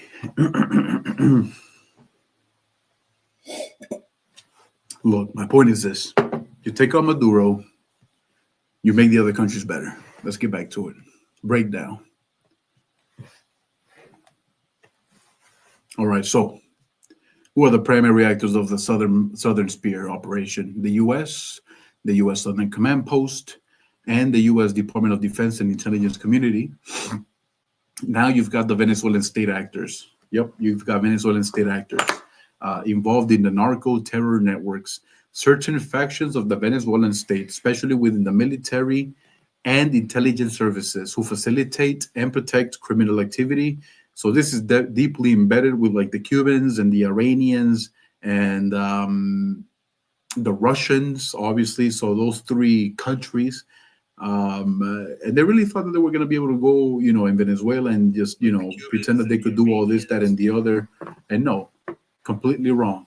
But anyways, Venezuelan state actors, right? State actors involved in narco-terror networks, certain factions of the Venezuelan state, especially within the military and intelligence services who facilitate or protect criminal activity, which include the SEBIN, which is the secret police, who hunt down residents and citizens of Venezuela, like my people, who speak out against the regime, against Maduro. If I were right there in Venezuela right now, speaking the way I am, saying, fuck you, hijo de la gran puta, Nicolás Maduro, vete pa la gran mierda, I will right now be getting a knock on my door by SEBIN to head to this place called El Helicoide. Thank you, Donald Trump, and thank you for founding fathers of the United States of 1776 for allowing me, a Venezuelan immigrant who is a Venezuelan American, the opportunity to be able to say all that here in this country and not be persecuted for it. And this is what I fight for. This is what I believe in. So Venezuelan state actors involved in narco-terror networks, which include the SEBIN, the secret police, the DGCIM, which is the military counterintelligence. They're the ones they're like internal affairs. They're the ones hunting down disloyal officers and disloyal military officers. They deal with more like within the own military branch. And then the SEBIN handles more like, secret police out there, handling, people who are like writing, posting memes, like journalists and things like that, news reporters. They're the ones going after those. And then you got the FAMB, which are the armed forces of Venezuela, which is the military. The guys with the green faces and the black stripe, looking like fucking dumbasses, like with a fucking weapon and shit, like, we're gonna go against Trump. Like they're really gonna go against like the U.S. military, freaking idiots. The only reason Russia hasn't done anything in 100 years to the USA is because even they know themselves that they're not that retarded. But you got Maduro out there like, we're gonna go against the United States. We're gonna go and we're gonna do an amazing job. I support all you Venezolanos out here who are doing this for your familias. We're gonna take care of every single one if something happens.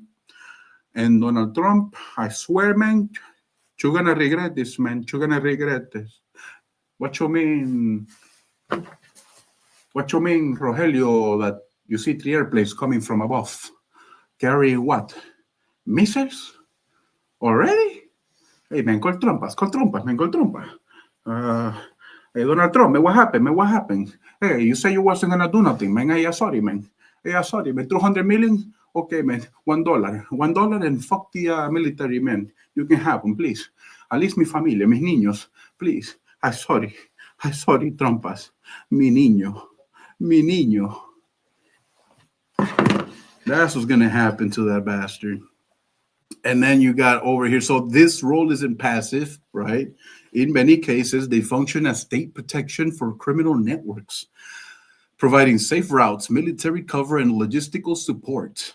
This is why Trump's doing what he's doing, guys, because we got to get rid of the Venezuelan trap house, the Venezuelan trap house of drug trafficking networks. We got to get rid of the Venezuelan trap house of drug trafficking networks and intel. If Trump were to hear this right now, he would be so like, wow, he would steal that off me, guys. He would be like he said, what now? Venezuela is the trap house of drug narco terrorists and intelligence for China, Iran, and Russia. That's a good one.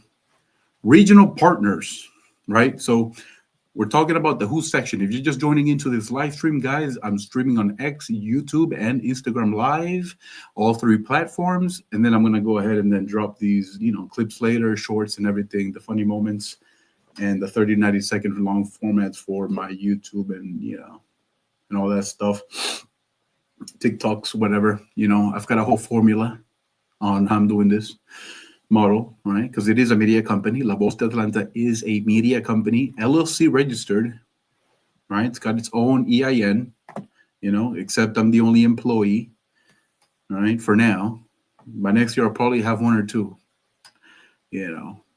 Anyways, guys, so let's talk about it. So this Operation Southern Spear, right? This section that I'm explaining right now is just who is involved, right? Who are the actors, meaning which governments, agencies, and armed groups and criminal networks play a role in the conflict of this landscape of Operation Southern Spear, because nobody really knows. Nobody knows who the hell is doing this shit, man.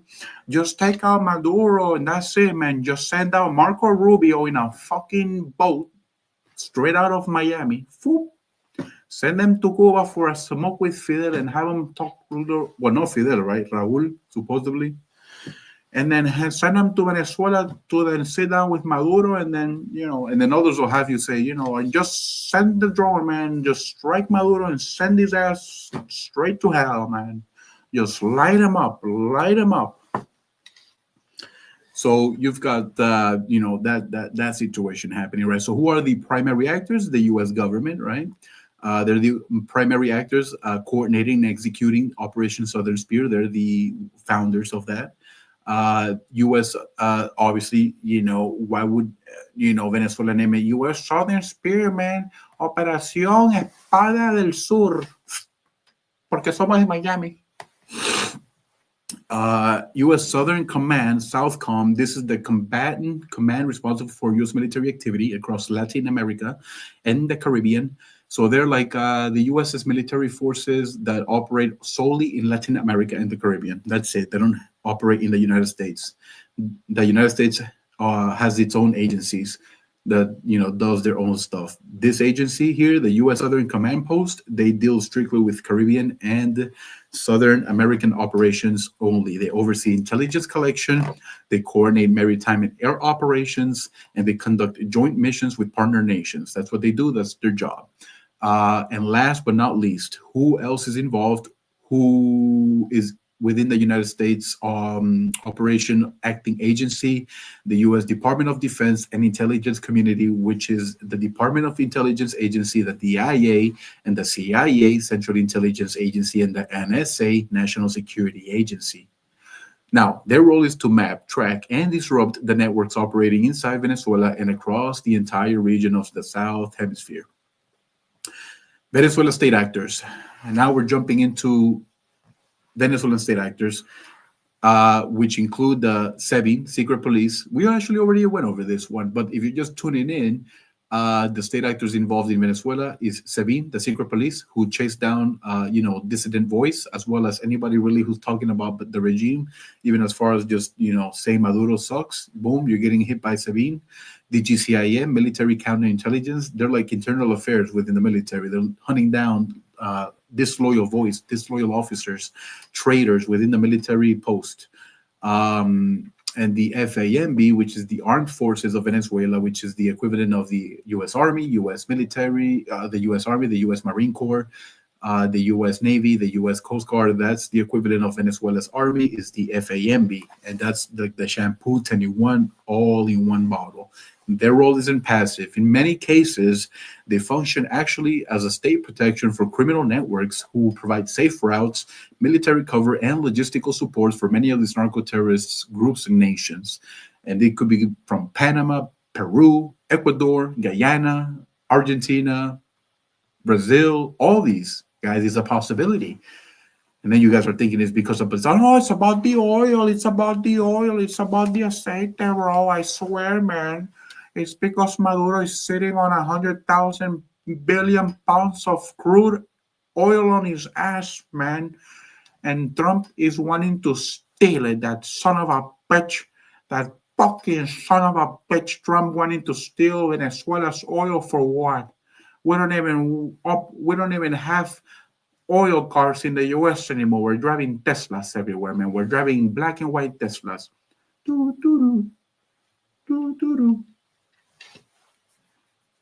No, guys, that's not why, all right? It's because of all of this stuff that's actually happening, right?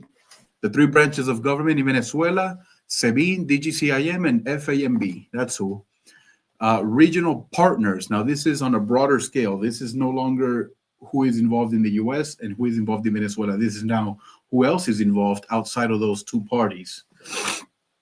If this were a trial, guys, it'd be planet Earth versus it'd be the United States co-defending with the United States against the defendants. No, it would be planet Earth plaintiff alongside with co-plaintiff the United States versus defendants Venezuela, China, and Iran. And then these are the facts, right? So regional partners, and these are the co-defendants: Colombia, Brazil, Trinidad and Tobago, and Dutch Caribbean. But they want to say they're cooperating with U.S. intelligence. No, they're probably like, oh shit, man. Hey, if we don't cooperate with the U.S., bro, they're gonna get our asses too, bro. Hey, we can't afford that, man. We got too much money coming in. It's because of Maduro, isn't it? Yeah, it is, man. Fuck that guy, man. Just get the U.S. out of our asses, man. Okay, this is Brazil. We can afford it, man. Go ahead and call Colombia too, man. Sí, bueno. Hey, está Colombia. ¿Está Petro there? Sí, aquí está. Sí, buenas tardes, compañerito. ¿Cómo le puedo ayudar? Bro, get that motherfucker. Look, anyways, guys. So, co-defendants: Colombia, Brazil, Trinidad and Tobago, and the Dutch Caribbean, which include Aruba, Curacao, and Bonaire. So Colombia, the most directly affected and most active partner, obviously, next to Venezuela. Long history. Gustavo Petro, president. Brazil, Lula da Silva, controls the southern frontier and river corridors. That's why they're also invested in this and needing to, and coordinating with U.S. intel. Trinidad and Tobago, crucial maritime choke point. These are the stress points and choke points of all of the points that are in there of the point system of the point, right? Then we've got Dutch Caribbean, Aruba, Curacao, and Bonaire. They are the hosts key of U.S. and allied surveillance and air assets. They forgot to mention Puerto Rico, but that's a given already. These partners help track movements, share intelligence, and reinforce regional security, right? Now, jumping over to number 4, non-state actors. These are criminal and terrorist groups. A, Cartel of the Suns, Cartel de los Soles. Who are they? A criminal network embedded with the Venezuelan military structure involved in drug trafficking and corruption. This is Nicolas Maduro's personal drug cartel who go out and this is Nicolas Maduro right here. Just, hey, huevón, give me Rogelio, man. Give me that fucking Capitan, that motherfucker. See, Maduro, what happened, man? Hey, listen, Rogelio, you son of a bitch, man. Sorry, man, I'm sorry. Como? Listen, hueputa, you got a problem with me, man? Hey, you gonna go to, you gonna go to, you gonna go to, you gonna go, cabrón, okay? You gonna go to the fortress. Hueputa, you gonna go to el helicoide. No, por favor, Maduro, don't send me to el helicoide. I have three niñas that need me. Una esposa that's sick in the hospital. I don't give a fuck, huevón. This is what you're gonna get, man. This is what you're gonna get for defying me, huevón. And so that's Cartel of the Souls right there, right? Military. It's a drug cartel owned by Nicolas Maduro, and it is made up of military people, and they're involved in the drug trafficking and corruption. That's why Pete Hegseth, all over X, is so proud and happy at the fact that he's bombing the fuck out of those narco terror boats. As long as they are in factual, the ones and not innocent fishermen, I'm all for it, brothers and sisters, hermanos y hermanas. Let's bomb the fuck out those fucking narco boats too. As long as they're no innocent fishermen, which I believe they're not. I believe Southern America is using those lies to say that the U.S. is bad. Look, the U.S. is not going to bomb any or bombard any innocent fishermen. Anytime the U.S. is going to do something, bro, or do a drone attack against a group of narco terrorists or any type of terrorists, and if there are anything, they're going to do a preemptive warning, like a shout out from above the rooftops and shit on a fucking airplane, like, get out the way, you've got 15 seconds. And then they got to get the fuck out the way. And then boom. But generally speaking, they already know when they target somebody who's around, who they're targeting, how they're going to target them, and how they're going to get them, right? 4, who? Non-state actors, right? So we just covered, guys. If you're just joining into the live stream, welcome. This is Eduardo with La Voz Atlanta. We're covering the Southern Spear operation. This is the second phase, part 2 of the module. Who is involved in the Southern Spear? We already said it. The U.S. government, U.S. Southern Command Post, U.S. Department of Defense and Intelligence Community. In Venezuela, who's involved? We already talked about it. We said state actors who are involved in narco terror networks, which include SEBIN, DGCIM, and AFAMB. Regional partners, we already talked about it. We said Colombia, Brazil, Trinidad and Tobago, and the Dutch Caribbean, which include Aruba, Curacao, and Bonaire. And now we're jumping into who is non-state actors, criminal and terrorist groups. Cartel of the Suns, Cartel de los Soles, which is the Maduro privatized drug cartel company, who are made up of military people and ex-despots and despots involved in drug trafficking and corruption. The FARC dissident factions and the Hezbollah-linked cells, which is the Iran-backed networks involved in money laundering, logistics, and regional influence, using Venezuela as an operational hub. It's a fucking trap house. Maduro sold out my country and is using it as a fucking trap house for all these fucking shits, guys. And then you guys are like, oh, no, it's because Trump wants to get the oil. You fucking idiots. It's because Trump is fucking, not because of the oil. He doesn't need that much fucking oil in his fucking French fries dipped in. We got bigger fish to fry, and I ain't saying with the oil, Venezuelan oil. We got enough oil to fish fry out here, man. Damn it. All right, I'm saying this is because of all this. Now, the purpose of the operation, Southern Spear. Let's get into it, guys.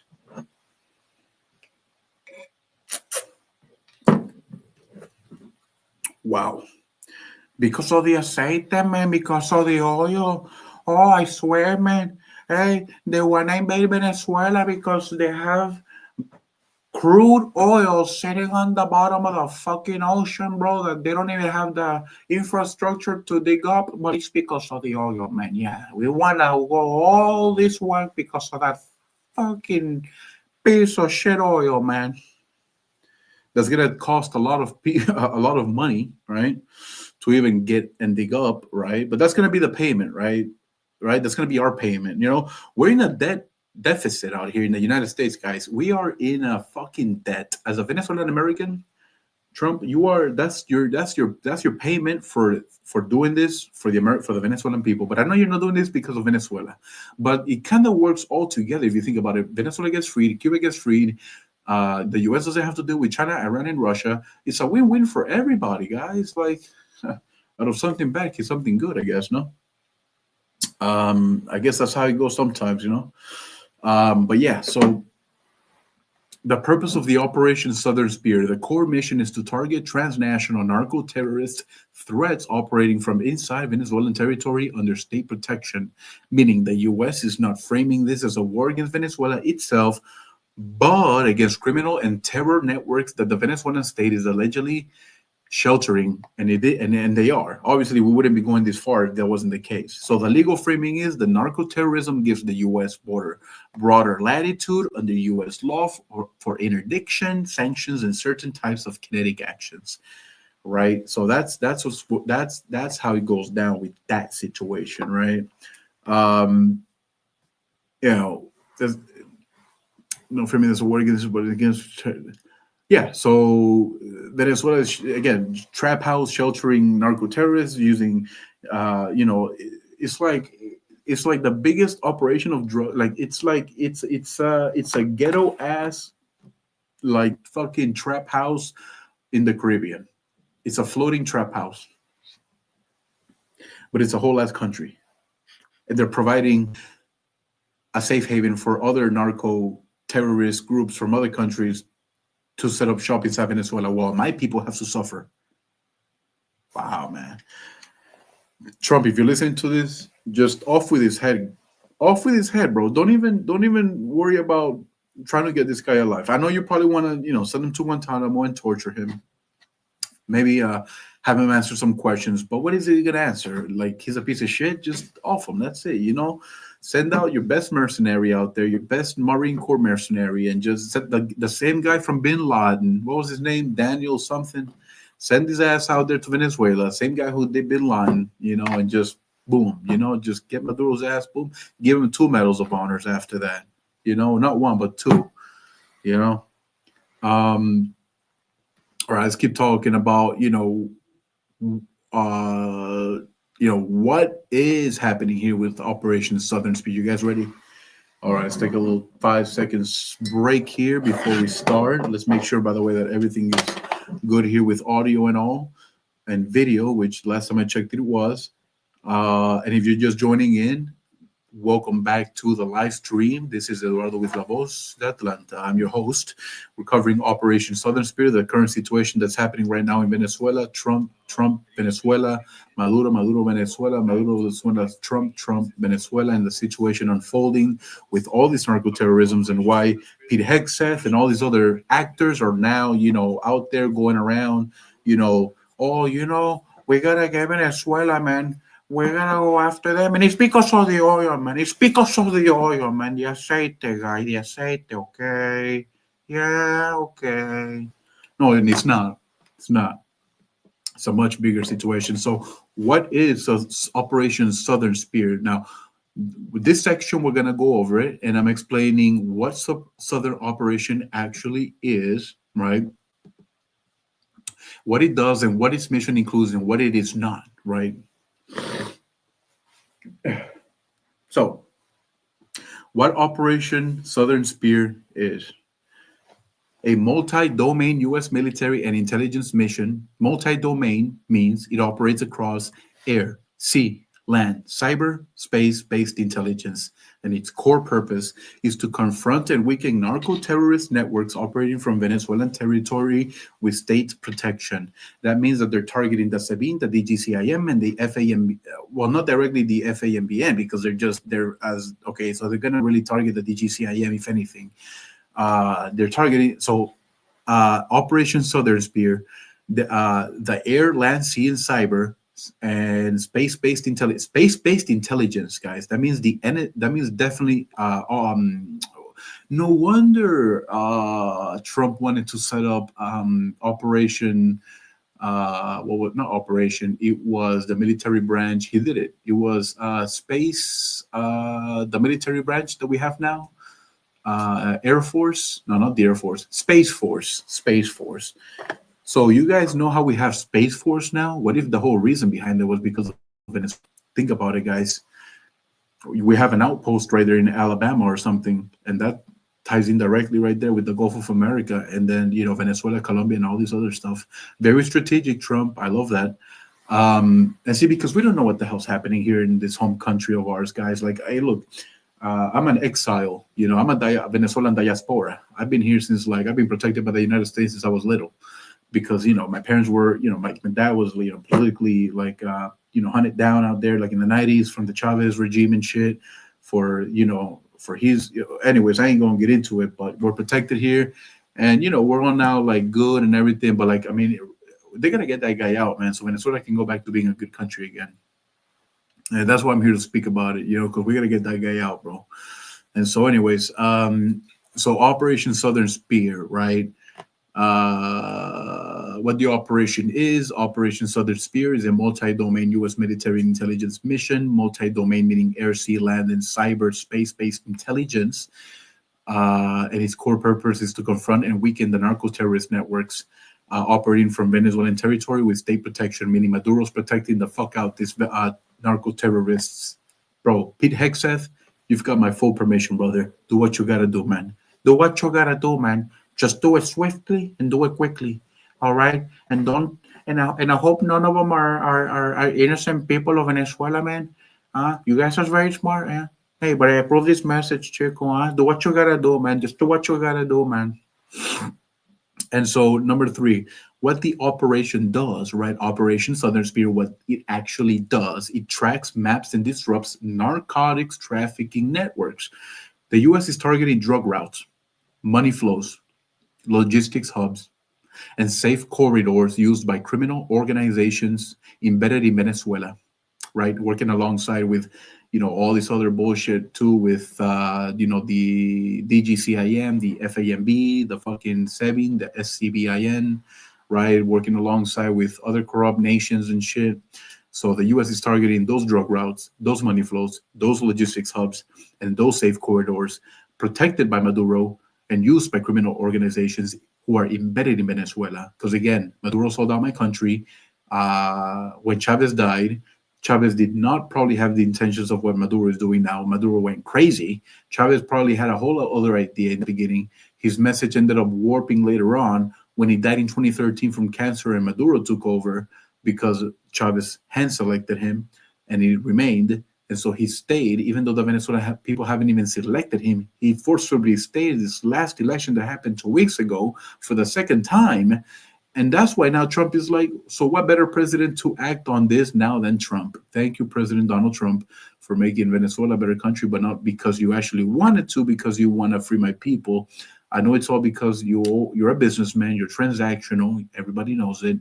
You free up Venezuela, you get Maduro's ass, you free up the Cuban people, and we don't have to deal with Russia, China, and Iran in our asses.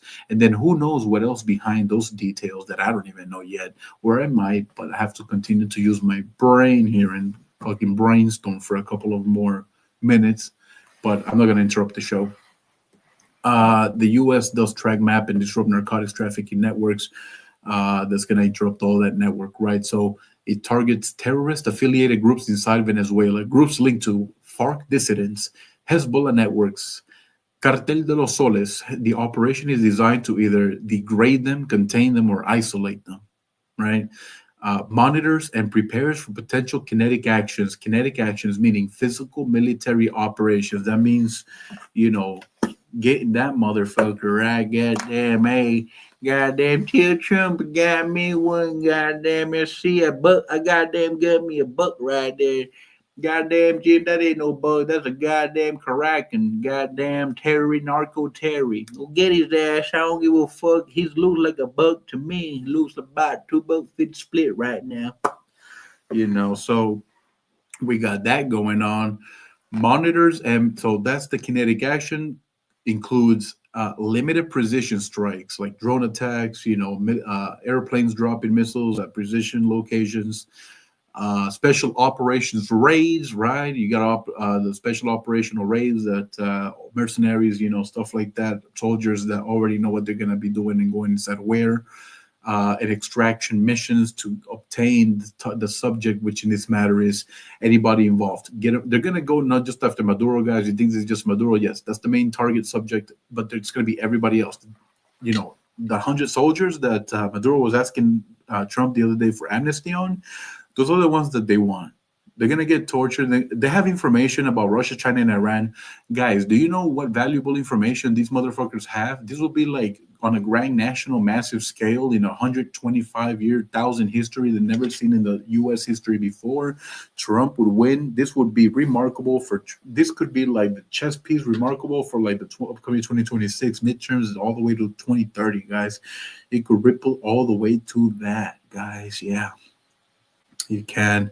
It's very massive. It's actually groundbreaking. That's why I'm happy to cover it right now. But I am getting hungry as hell, and it's been about 2 or 3 hours already. So I'm going to get ready to wrap this up. So if you're just tuning in, welcome back to the live stream. This is La Voz de Atlanta, your host, Eduardo. And let's go ahead and continue here. Targets terrorist affiliated groups inside Venezuela, groups linked to FARC, dissidents, Hezbollah networks, and Cartel de los Soles. This operation is designed to either degrade them, contain them, or isolate them, right? Again, for subsection C, monitors and prepares for potential kinetic actions that include limited precision strikes, the special operation raids, and the extraction missions, right? And that does not imply that it's a full invasion. A full invasion is something else, and that has to do. This is a precise extraction mission. Now, this includes Navy and Coast Guard patrols, right? We're going to talk about, maritime, aerial, and space, right? The surveillance systems, Navy and Coast Guard patrols, P-8 Poseidon aircraft, AWACS, and drone platforms, satellite-based monitoring from U.S. and allies. The purpose is to tighten the intelligence picture around Venezuela. They got to get to know the picture, guys. If they're going to go and do all this shit, guys, you're sending out, Jim Bob out there, Jim Bob and John to, do a special mission out in Venezuela and extract the guy, right? But they don't know Venezuela because, they've never been out there, right? And so they got to know the full layout. So that's why they got to get the Navy and Coast Guard, on the patrols over there, the Poseidon aircraft, which is the surveillance aircraft that oversees the layout of Venezuela and everything, like the trees, the houses, the churches, everything, the buildings, everything that has to do with the layouts of Venezuela, right? The AWACS and drone platforms, satellite, all of it, right? Coming in. So apply strategic pressure to destabilize criminal state alliances. This means using intelligence, sanctions, interdictions, and regional partnerships to make it harder for Maduro's regime to support or protect narco terror networks. That's right. Now, let's talk about what the Operation Southern Spear is not, right? It is not a declared invasion. Again, I repeat, it is not a declared invasion. Again, it is not a declared invasion, right? There's no ground campaign, there's no declaration of war, and no public authorization for regime change operations. Instead, Operation Southern Spear is a legal counter-narcotics and counter-terrorism mission, right? What does that mean? And it's important because it tells us what legal toolbox the U.S. is using.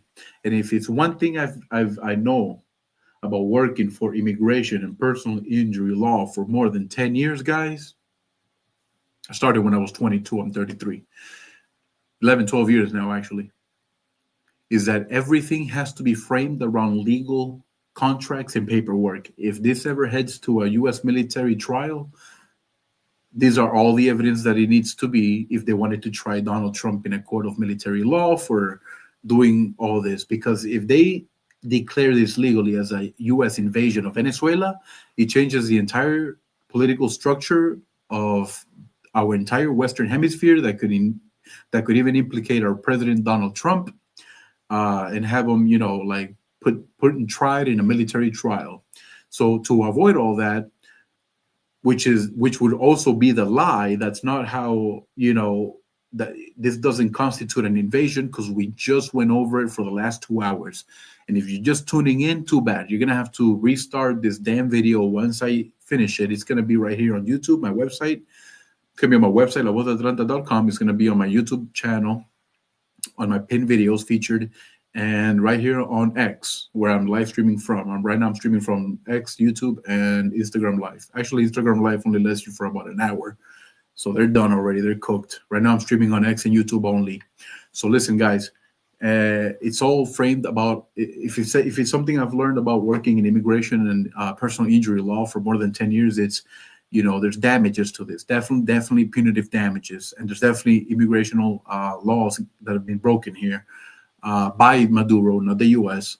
That's why it's not an invasion, and that's why Donald Trump is not going to be in trouble, and that's why what he's doing is correct, because this is Maduro's own fault for setting up Venezuela to be a trap house and a fucking international trap house, of in our southern hemisphere, 100 miles away from Miami and 30 miles away from Puerto Rico, with influence being the highest bidders, Russia, China, and Iran, with sleeper cells in Iran already, inside Venezuela, inside Helicoide, being operated by Cuban officials from El Sebin, and then DGCIM, and then FAMB.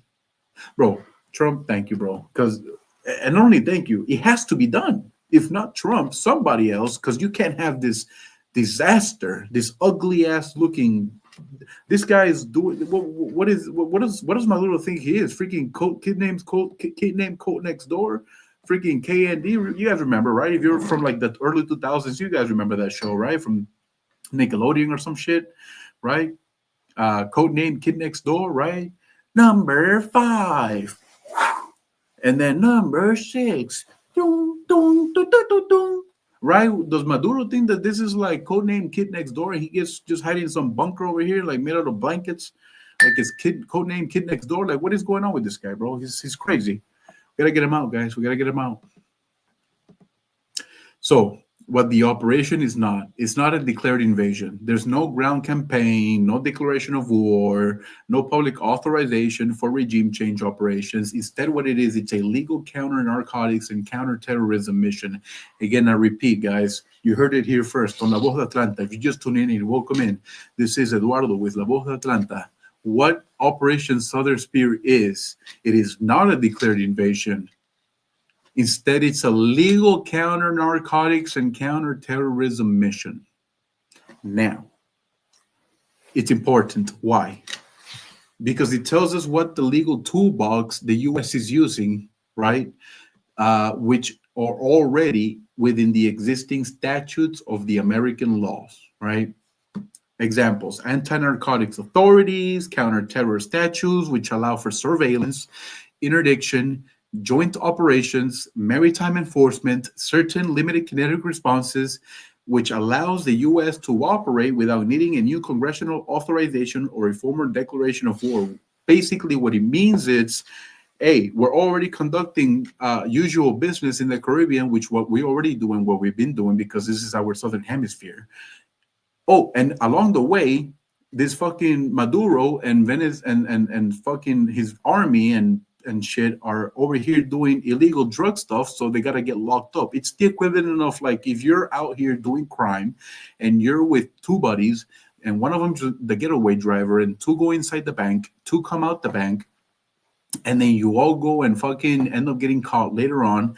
The police is gonna arrest all you 3, the getaway driver, the bank, the watcher outside, and then the bank robber inside. You're all gonna get arrested, and if somebody ends up dying, you're all getting charged with murder. That's how that works. So the U.S. is looking at this like, okay, hey, we're just operating regular business out here in the Caribbean.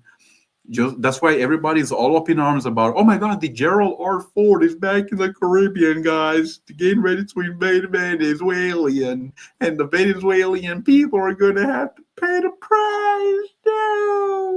No, it's because the Gerald R. Ford is stationed out there, and probably like a couple of other battleships, who knows, and submarine tankers and it's that and the other.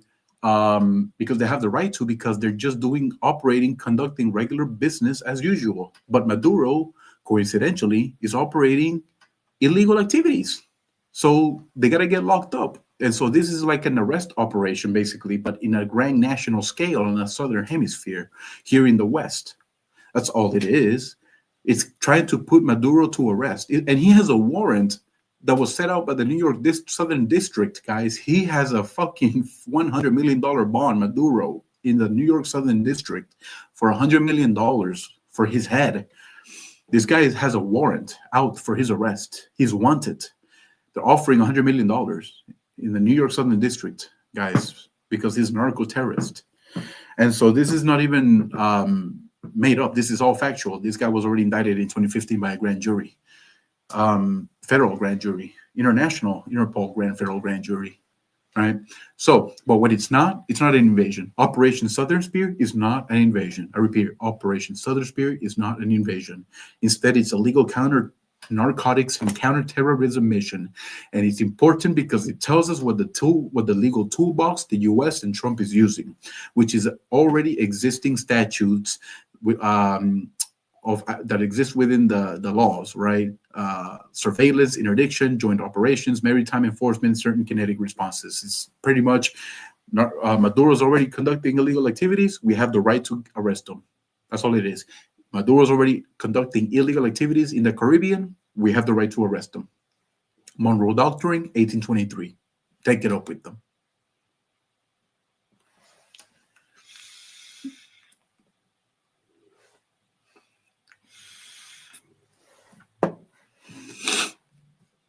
All right, so next.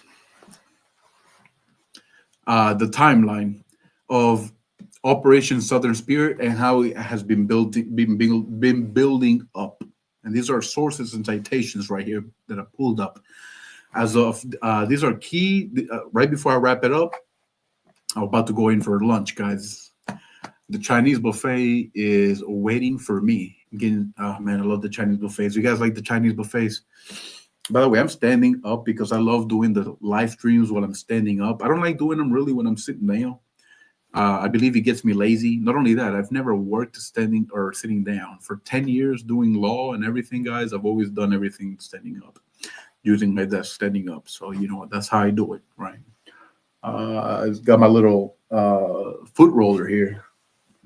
It's made out of marble. It's probably like about, I don't know, like about a good, maybe like 20, 25, 35 pound right here of pure marble on my feet. And it's fantastic. Hear that? Pure marble. And so I use it for my feet. Plantar fasciitis. You guys know what that is? You know, it's when you have flat foot, right? Been had that since I was young, right? Oh, you guys were like, man, this guy is a Venezuelan American with a real Southern accent. Gee, no shit. I've been raised in the South since I was about 4 years old, guys.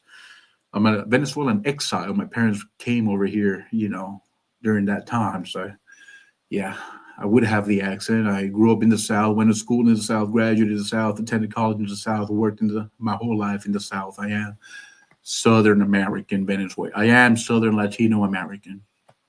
It's natural. There's a lot of us here like that, guys. Like, it's natural because not only that, this is our hemisphere, native indigenous, right? If you go to Arizona, California, New Mexico, if you're from the East, you guys already know, you're going to see a bunch of like indigenous people from the West. You're going to be like, oh my God, he's a Mexican working as a sheriff. Yeah, well, you know, he's already been here like 3 generations ago. Great grandparents and great granddaddies out there, right?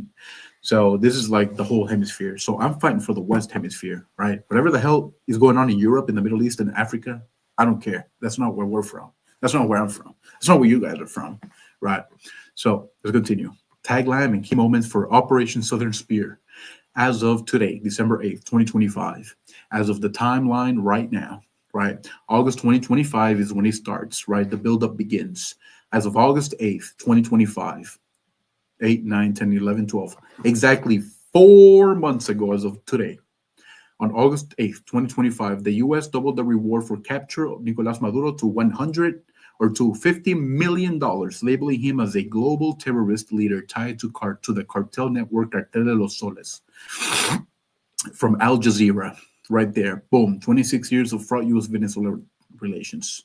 I'm not going to read it because I'm not here to read articles. I'm here to talk to you guys, the audience. These are notes that I already went through and everything, so everything checks out and confirmed. Al Jazeera, November 25, 2025, article from this year, from a couple of weeks ago. On August 8, 2025, the U.S. doubled the reward for capture of Nicolás Maduro to $50 million, labeling him as a global terrorist leader tied to the cartel network Cartel de los Solares. Maduro invented Cartel de los Soles because Cartel de los Soles didn't exist before Maduro.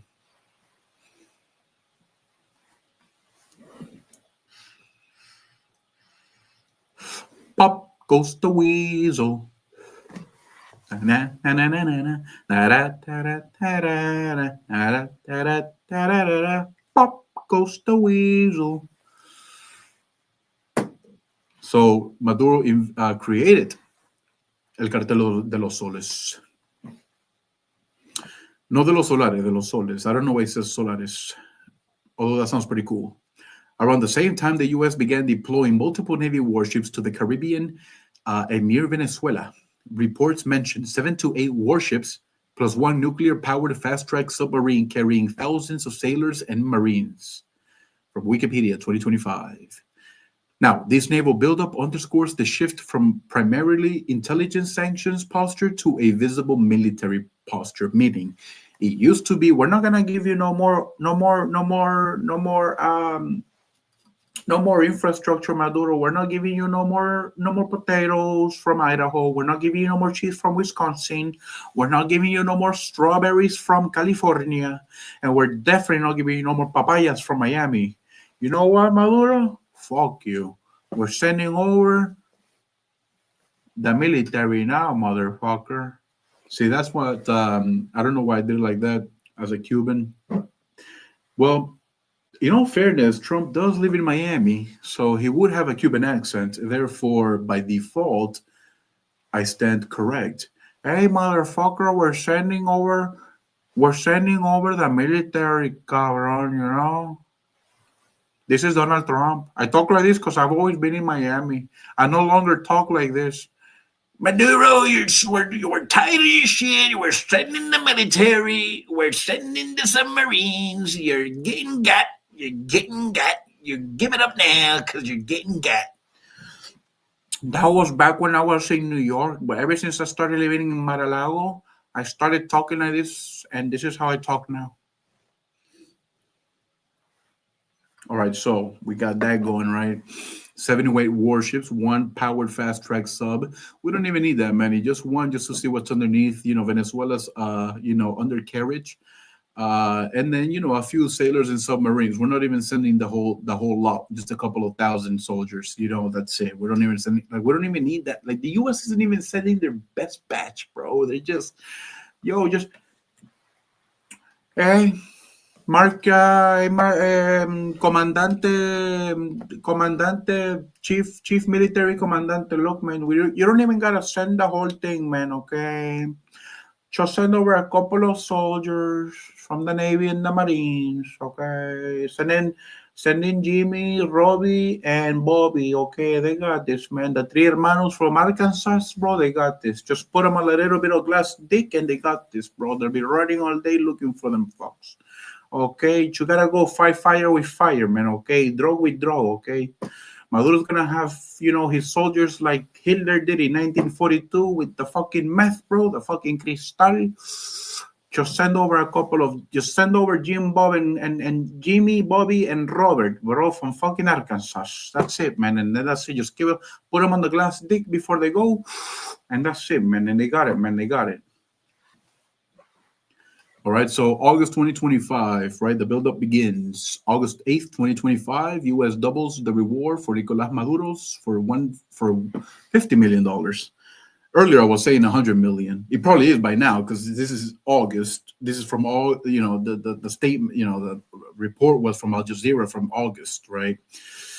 2020, that on August 2025, right? That's the time we're going on the timeline, guys. The timeline and key moments of Operation Southern as of today. It's been 4 months. The buildup, August 2025. If you're just joining in the live, thank you for joining in the live. This is Eduardo with La Voz de Atlanta, bringing you what's happening right now with Venezuela and Maduro and Trump in the Caribbean.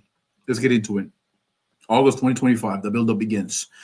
On August 8, 2025, the U.S. does double the reward for capture of Nicolas Maduro to $50 million, labeling him as a global terrorist leader tied to the cartel network, Cartel de los Soles, Al Jazeera.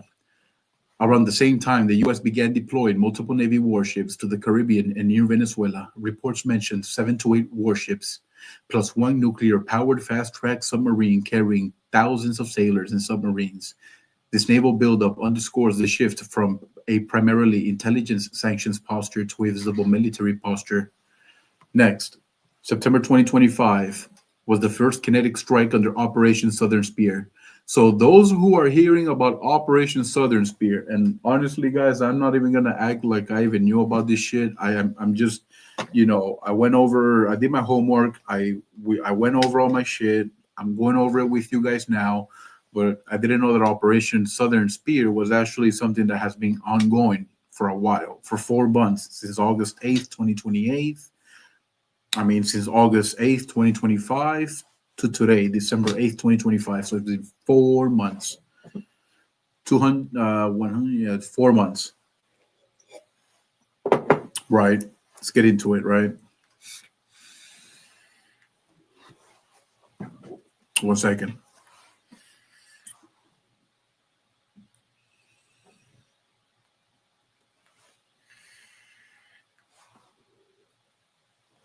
All right.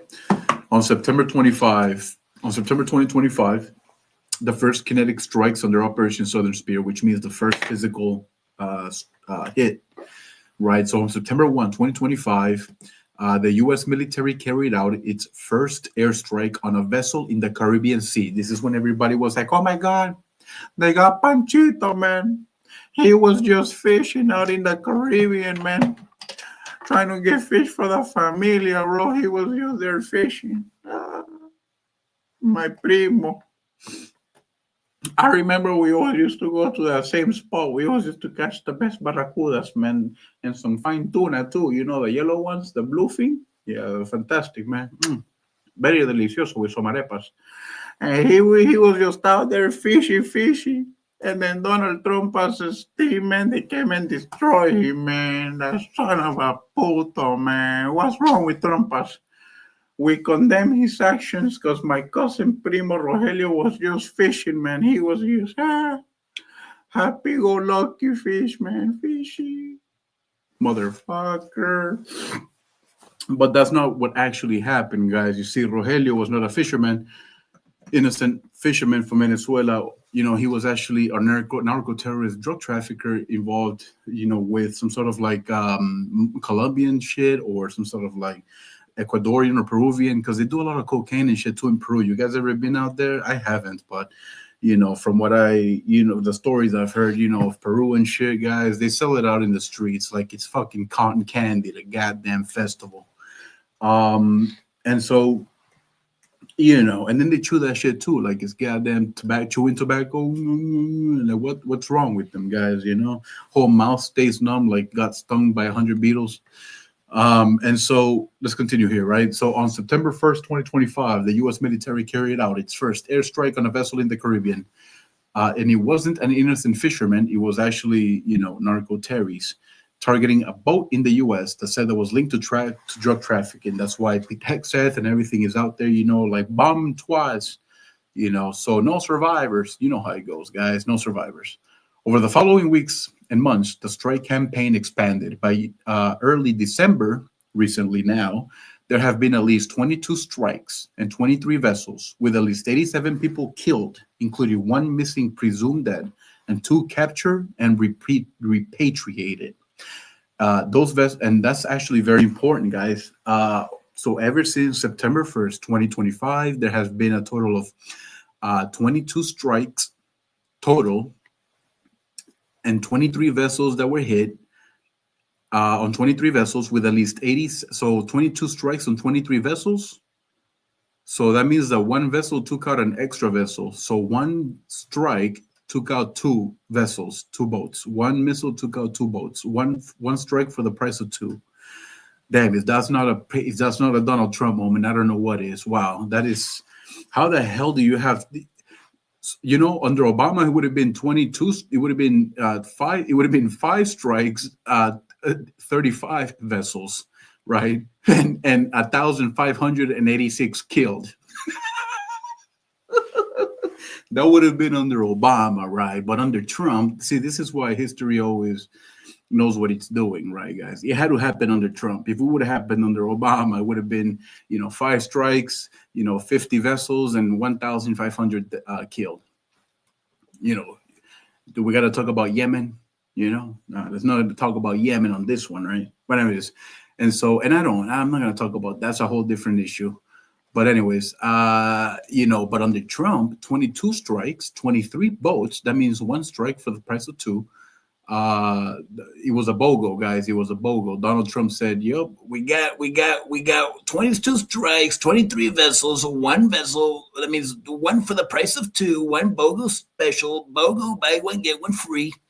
So with at least 87 people killed, and most of them are, well, when they say people, narco terrorists, right? We're gonna say 87 narco terrorists killed. And two were captured and repatriated. And those two are snitching. They're pulling 6 9s. You know what I'm saying, guys? Because and that's actually good for the U.S. that they got two that were captured and they're repatriated. Because now we got them as ours, CIs, confidential informants. Hey man, I know what happened, man. Let me tell you. Here, man, come here, Trump. Let me tell you, hey, Chico, come here, man. Let me tell you something, man. Hey, first of all, man, you got one of those McDonald's Happy Meals, man. I would really like one, man, with the French fries, We don't have that back in Venezuela like that, man. And I'm gonna tell you everything, man. Hey, I swear I'm gonna tell you everything, man. That Maduro cabrón, man, he was every day like this, man. Just, hey, you're gonna do like this, Manuel, okay? You're gonna do like this. See, Maduro, I promise, man. I'm not gonna do nothing to you, man. I'm gonna do everything you say, Maduro. I'm gonna do everything you say. I'm gonna do everything you say, please, please. And so that's how Maduro does it, right? So 22 strikes, 23 vessels, and 87 killed. Wow, that's an accomplishment. So the vessels were reportedly operating both in the Caribbean and the Eastern Pacific. That's because the drugs were being always shipped to West Africa and Europe. Yeah, some of the drugs from Venezuela were coming through Miami from Puerto Rico, which is also a whole other thing while they're stationing in Puerto Rico. Guys, they're also using Puerto Rico as a hub. Trust me, Puerto Rico is not being just, yeah, we get it. It's the launch pad, and all the Puerto Ricans are mad. We shouldn't have to station the U.S. military in Puerto Rico. Look, man, Puerto Rico is also not an innocent motherfuckers. Like they are, Puerto Rico government has been letting, shit slide, and Trump knows it. And it's time we start talking about that shit too, but that's for another video. Puerto Rico, you're no innocent. You have been dancing with Maduro, the devil. But that's for another story. So yeah, that's actually going to serve, and there's another 2-in-1. Puerto Rico gets investigated to and audited because this whole time they've been part of the U.S. and it's time they get audited, and they are. So Trump's going to audit them, and at the same time they're going to be doing their operations for Venezuela. We own Puerto Rico, us Americans, the American people. So we have a right to audit Puerto Rico and see what the fuck is going on over there. And so, because they could be very well like acting out as the enemy right in our backyard, and we own those fuckers. So yeah, let's go ahead and get that shit done, And by those fuckers, I don't mean the Puerto Rican people. Again, I'm talking about the political powers in Puerto Rico, the mayors and all those fucking podridos that are fucking taking advantage of the Puerto Rican people and the situations in Puerto Rico, because Puerto Rico can be better. Hell, they're part of the United States, and why isn't there? Because of the fucking dirty politicians over there. So Trump knows what he's doing. He's doing good stuff. So watch. The timeline. Let's go ahead and just run it over again. Operation. If you're just tuning in, guys, we just went over the what of Operation Southern Spear. I'm not gonna talk about it again. So you're gonna have to rewind the video and look at the recording to understand what it is. And this is part 2 module of phase 2 of the same video. So really, if you're just tuning in after like 3 hours, sorry, too bad. You're gonna have to go and restart the video after I'm done, which is about to be done pretty soon. So, Operation Southern Spear. What is Operation Southern Spear? We already talked about it, right? Let me see. Why is Operation Southern, or who is Operation Southern Spear? What is Operation Southern Spear, right? And then the timelines and the tagline. We talked about when and why and how, and that's that. You're gonna have to go through all that, right? The timeline to wrap it up. In August, right? The U.S. doubled the reward for Nicolas Maduro to $50 million. Venezuela reports mentions of 7 warships plus 1 nuclear-powered fast-track submarine carrying thousands of sailors and marines, right? naval warship underscores the shift from primarily intelligence sanctions posture to a visible military posture. So we were sanctioning Venezuela, but then we turned it into a military posture instead, because now it no longer was about sanctioning Venezuela. It was about something much bigger. In September 1, 2025, the U.S. military carried out its first airstrike on a vessel in the Caribbean Sea, targeting a boat the USA was linked to drug trafficking. Yes, it was. It was the narco terrorists, the same cartel de los soles sons of bitches that have been fucking poisoning the US people, as well as West Africa and Europe. Fuck them. Over the following weeks and months, the strikes expanded. By early December, recently, there has been at least 22 strikes and 23 vessels with at least 87 narco terrorists killed, and 2 were captured and repatriated. And good, they're going to be the snitches, the CIs. Now, these vessels were reportedly operating in the Caribbean and Eastern Pacific. You see, guys, there it is. Boom, pop, Costa Weasel, November 2025. The formal naming and the expansion of Southern Operation Spear. In early November, the U.S. formally named the broader military intelligence campaign Operation Southern Spear, under command of U.S. Southern Command Southcom via a new joint task force. So this is all under the Trump administration, chief commander, under the and who's being carried out to take that task is the U.S. Southern Command post via a new joint task force to work tandem alongside all these other nations surrounding Venezuela, so that they can take out Maduro and fucking accomplish the mission, eliminate the threat. You make the Southern Hemisphere better. Now, the arrival of the carrier strike group. The arrival of the carrier strike group, including USS Gerald R. Ford in the Caribbean, was publicly reported around the 11th of November. This deployment ratcheted up pressure in Venezuela and signaled readiness for broader action. Al Jazeera. U.S. officials indicated that U.S. officials indicate they were already indicted years ago. U.S. officials indicated that besides maritime strikes, land-based operations, special operations are being considered through large-scale ground invasion remains unlikely, right? Though large-scale ground invasion remains unlikely, although I think they are.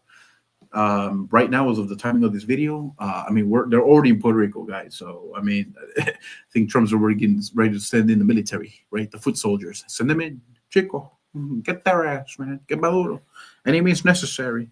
But it might not have to be necessary, because we might know how to get, the U.S. military knows how to get Maduro, especially like right here in our backyard, because this isn't even a hard operation. You know what was hard? Iraq. That was hard. Libya. That was hard. You had to go overseas. All that shit was fucking overseas. You had to ship everything through fucking helicopters and fucking ships and everything. Bro, this is right here 100 miles from Miami. Everything is in Miami. Hell, everything's in Puerto Rico. 30 miles away from the nearest Venezuelan North Point coast. Right there, Puerto Rico. Puerto Rico's got everything. That's it. Boom. What else do you want? Like, they got Puerto Rico, guys. Come on. Everything's already there. They don't got to do much. All right, so the U.S. officials indicated that besides, all right, boom, we already read through that. So as of early December 2025, the continued strikes and rising urgency. As of early December, the strikes are continuing. The U.S. military carried out a lethal strike on a vessel in international waters, killing 4 abroad under Southern Spear. The U.S. government has publicly framed the campaign as a fight against narco-terrorists and criminal state alliances. They claim these strikes defend U.S. national interests and protect the homeland. That's why no country. That's why you guys are like, oh my God, he hit it. He goddamn Trump is out there killing people in international waters. That constitutes for a fucking military trial and his head on a goddamn stake. Well, I'll tell you what, they can't really do that. Why? Because. And not only that, the countries already know it. Like, they're like, bro, like, we get it. Like, everybody is like already like nodding their heads, like, yeah, Maduro's bad. Yeah, we get it. Yeah, go ahead and do what you gotta do, Trump. That's why nobody gives a fuck what like the public says, because that's how it's going. That's how it is. It's not the oil. It's not this and that. It's bigger than the fucking oil, guys. This is the whole Western Hemisphere at stake, and America has we have interest. I mean, not even that interest, but like we really like, we align ourselves with American culture a lot. We are influenced by the USA. Venezuela is influenced by the USA. Argentina is influenced by the USA. Mexico is influenced by the USA. Our customs, ethics, morals, norms, morals, values, ethics predate back all the way to American colonialism, guys. We are America. Like, these is like, we're separated by certain laws and things like that. That's why, like, technically, like, the CBP and all that stuff, like, yeah, they try, but like, they don't really look. It's all a big ass joke. What's really serious? Venezuela slipping up and letting that Venezuela become a fucking trap house for international military interest and narco terrorist organizations. That's what's fucking dangerous. And with that, I end the fucking show. This is La Voz de Atlanta. Let me see here, because I'm hungry, guys. I gotta go to the bathroom too. Comparison, and we already so we're gonna continue to talk about this. I think I ended up in a good note right there. So let's go ahead and just wrap this up. Thank you guys for joining. Like, comment, and subscribe. La Voz de Atlanta, dice Eduardo. Hasta luego.